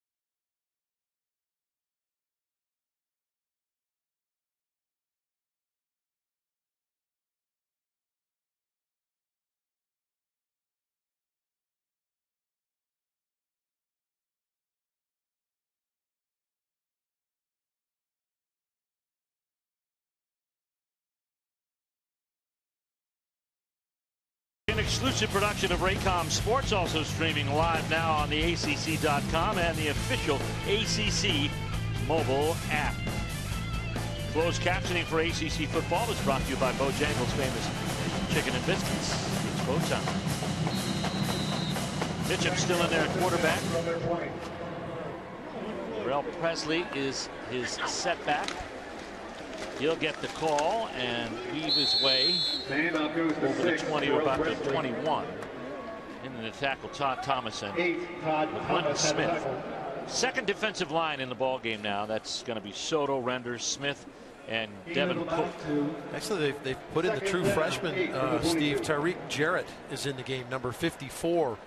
And this guy has his own solar system. This guy is gigantic. 350-pound true freshman. Oh, look at it. He taxes that uniform. Meacham hands off. There's the end around by Presley, and Presley upended, hit at the 25, but gets ahead to about the 29-yard line. Coles made the first hit on. Our hardest working guy, brought to you by PNC Bank, and that's this guy, Aaron Donald. He's hardworking in practice, and he has been working hard on the field. 5 tackles, 2 sacks. It seems more than that. Well, those numbers don't tell the story because he was destructive. He's got a greater work ethic. He's a guy that the young players will come to and talk to. He doesn't seek it out, but if they want to come and talk to him about how he plays, they do that. One of those guys is on the field now. Tyreek Jarrett, the big kid I talked about, number 54, true freshman. He's one of those guys that talked about Aaron Donald. Aaron Donald talked about he helps out. That big kid's got some ability. And watch it, the way Aaron Donald plays, the way he goes about his business, how he prepares. You can't help but be better. Oh, he's going to be there at the next level, that's for sure. Tough doesn't describe that kid right there. He is a monster. He's going to be a problem for a lot of people. You can bet that the Duke coaches are going to have to take that on next week. Are going to spend a lot of time trying to find out how to block number 97. Presley carried for the first down. It's 1st and 10. Gongbe and Presley are back in there. Meacham is the quarterback. The pitch comes back late and nothing doing. It's going to go to Rich Jones. No gain on the play. Really good job by Pitt from an assignment standpoint. Todd Thomas took the quarterback. Christian came up and made the play on the outside. Here, assignment football now. Take away the dive. So the inside dude. There's Thomas to take the quarterback. Here comes Christian to take the pitch. That's the way they've played the bulk of the day. And these are their second, third teamers in the game now. So good job by Coach Paul Chryst to get his guys dialed in defensively to play a hybrid style of offense that you don't see every week. And they're going to see 2 more times with Navy and Georgia Tech. Mitchum hands off Gongbe. He gets a big opening. And Gongbe has got an interesting running style. It's almost upright. He's 6'2" and has good size. Yeah, he has that upright style like an Eric Dickerson, where he runs, almost arches his back as he gets into the open field.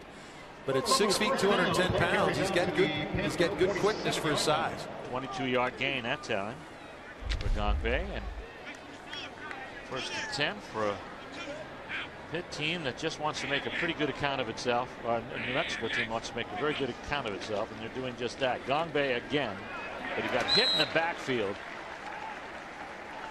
And that was Cook. Devin Cook put the hit on him, and that brought him down for a loss on the play. Good play. Devin Cook going to come off the edge to the right there, number 96.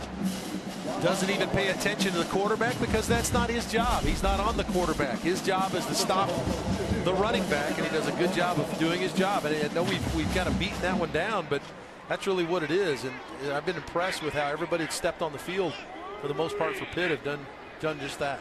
2nd down and 11. Meacham. End around pitch. And here's some big yardage by Magnat. Magnat with a 27-yard gain. That's Jarek Magnat from Rio Rancho, New Mexico. Well, you get the pursuit. Look at the pursuit coming this direction. Go back the other way with it. Nice job. Nice call by New Mexico. Use the aggressiveness of Pitt's defense, pursuing the football and trying to stay with their assignments, that they forget about the reverse play. Nice call. Under 2 minutes to go in this 4th quarter. Pitt's going to win this game. New Mexico's trying to salvage some things out of it here. Presley's driven back and almost lost the ball. Helping him push him back was Cook. Good initial play by Shane Gordon, the middle linebacker. Number 44 knifed in there and kind of blew the play up to start with. And once it was stunted, there were a number of Pitt Panthers that rallied to make the play. Well, with the turnovers that Pitt has had this afternoon, their defense has had to rise to the challenge more than once, and they have done it thus far today. Gongbe and Presley are the running backs here for Meacham on 2nd down and 10. Meacham to throw.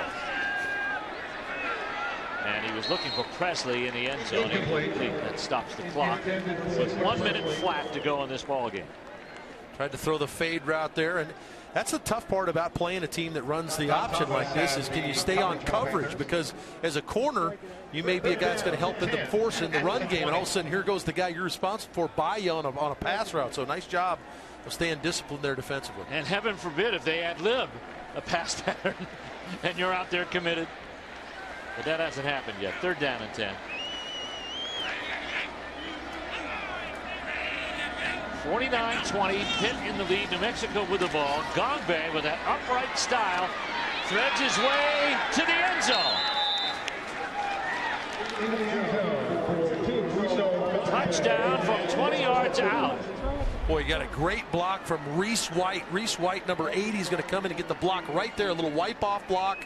And then Gongbe steps through 2 tackles, a 3rd tackle at the goal line, and gets it in the end zone. Give him a ton of credit. Give it.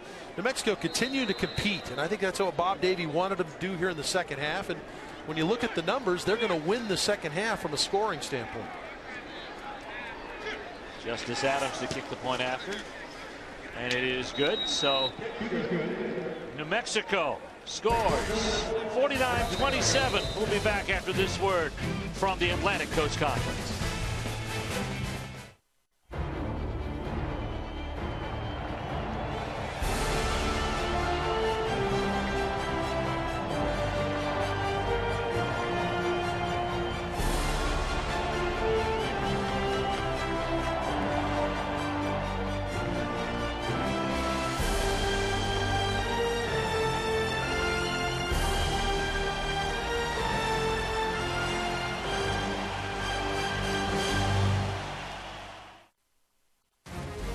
ACC Digital Network. It's on. Live original programming. Defensive players? Are you kidding me? Highlights of your favorite team today. Duke Johnson's gonna go! And exclusive video of the heroes of yesterday. Must-see moments. Unloads to the end zone! Touchdown! Online, on mobile, tablets, and connected TVs, it's everywhere. It's the ACC Digital Network, brought to you by Ruby Tuesday. It's on. And here's Paul Chris talking about when you face an option offense, you have to stay true to your responsibilities, and that has happened this afternoon.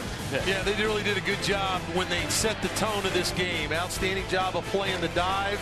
Right there, Aaron Donald makes a play. Then how about the quarterback at the pitch? Jason Hendricks and his mates have done a good job on the outside. A really outstanding job of the Pitt defense. They were forced into a lot of short yardage or short field situations. Phenomenal. Casey Carrier held in check today. And Tyler Boyd, only 22 yards for Casey Carrier. Led the nation rushing coming in. And then Tyler Boyd, the true freshman, talking about a coming out party for the young kid. Can't wait to see him next week. Yes, at Duke will be right here on the ACC network. Boyd tries to field this kick, but it's going to be out of bounds. And it will be Pitt football. Ball will be spotted at 35-yard line. First down. There's the call. Now, normally in this situation, this is a kneel down, couple kneel downs, and that'll be it. It's been a strong day. Bob Davies got the headphones off. He's expecting that right here. Now, Bob Davies said before the game, he said, I said, what got you back into it? And you heard Rachel talk about how he wanted to just get back and help young men become men and do well in their lives. But he also said he loved the grind. He will be back in the office at 6 o'clock in the morning on Monday, breaking this film down and getting ready for their next game. Ibrahim gets the carry. Driven back. And Devin Street has moved into third in career receptions at Pitt. He passed Larry Fitzgerald, Lateef Grimm, and Antonio Bryant are ahead of him. And of course, we'll see Devin Street try to work his way up that reception total next Saturday at high noon as they take on the Duke Blue Devils, who are 2-0 to start the season. Second down and 9. Here's a nice play. That's Ibrahim. That's his best gain of the day, and it's to the New Mexico 45-yard line. And so much for kneeling down on it. He wanted to get a couple more snaps for that young offensive line in Ibrahim, and they knifed him right there with another big run. And seen enough. They let the clock run out now, and Pitt gets its first win of the year as they defeat New Mexico. And next Saturday, ACC football comes your way from Durham, North Carolina at 12 noon. Pitt at Duke. You've been watching coverage of Atlantic Coast Conference football on the ACC Network, an exclusive production of Raycom Sports.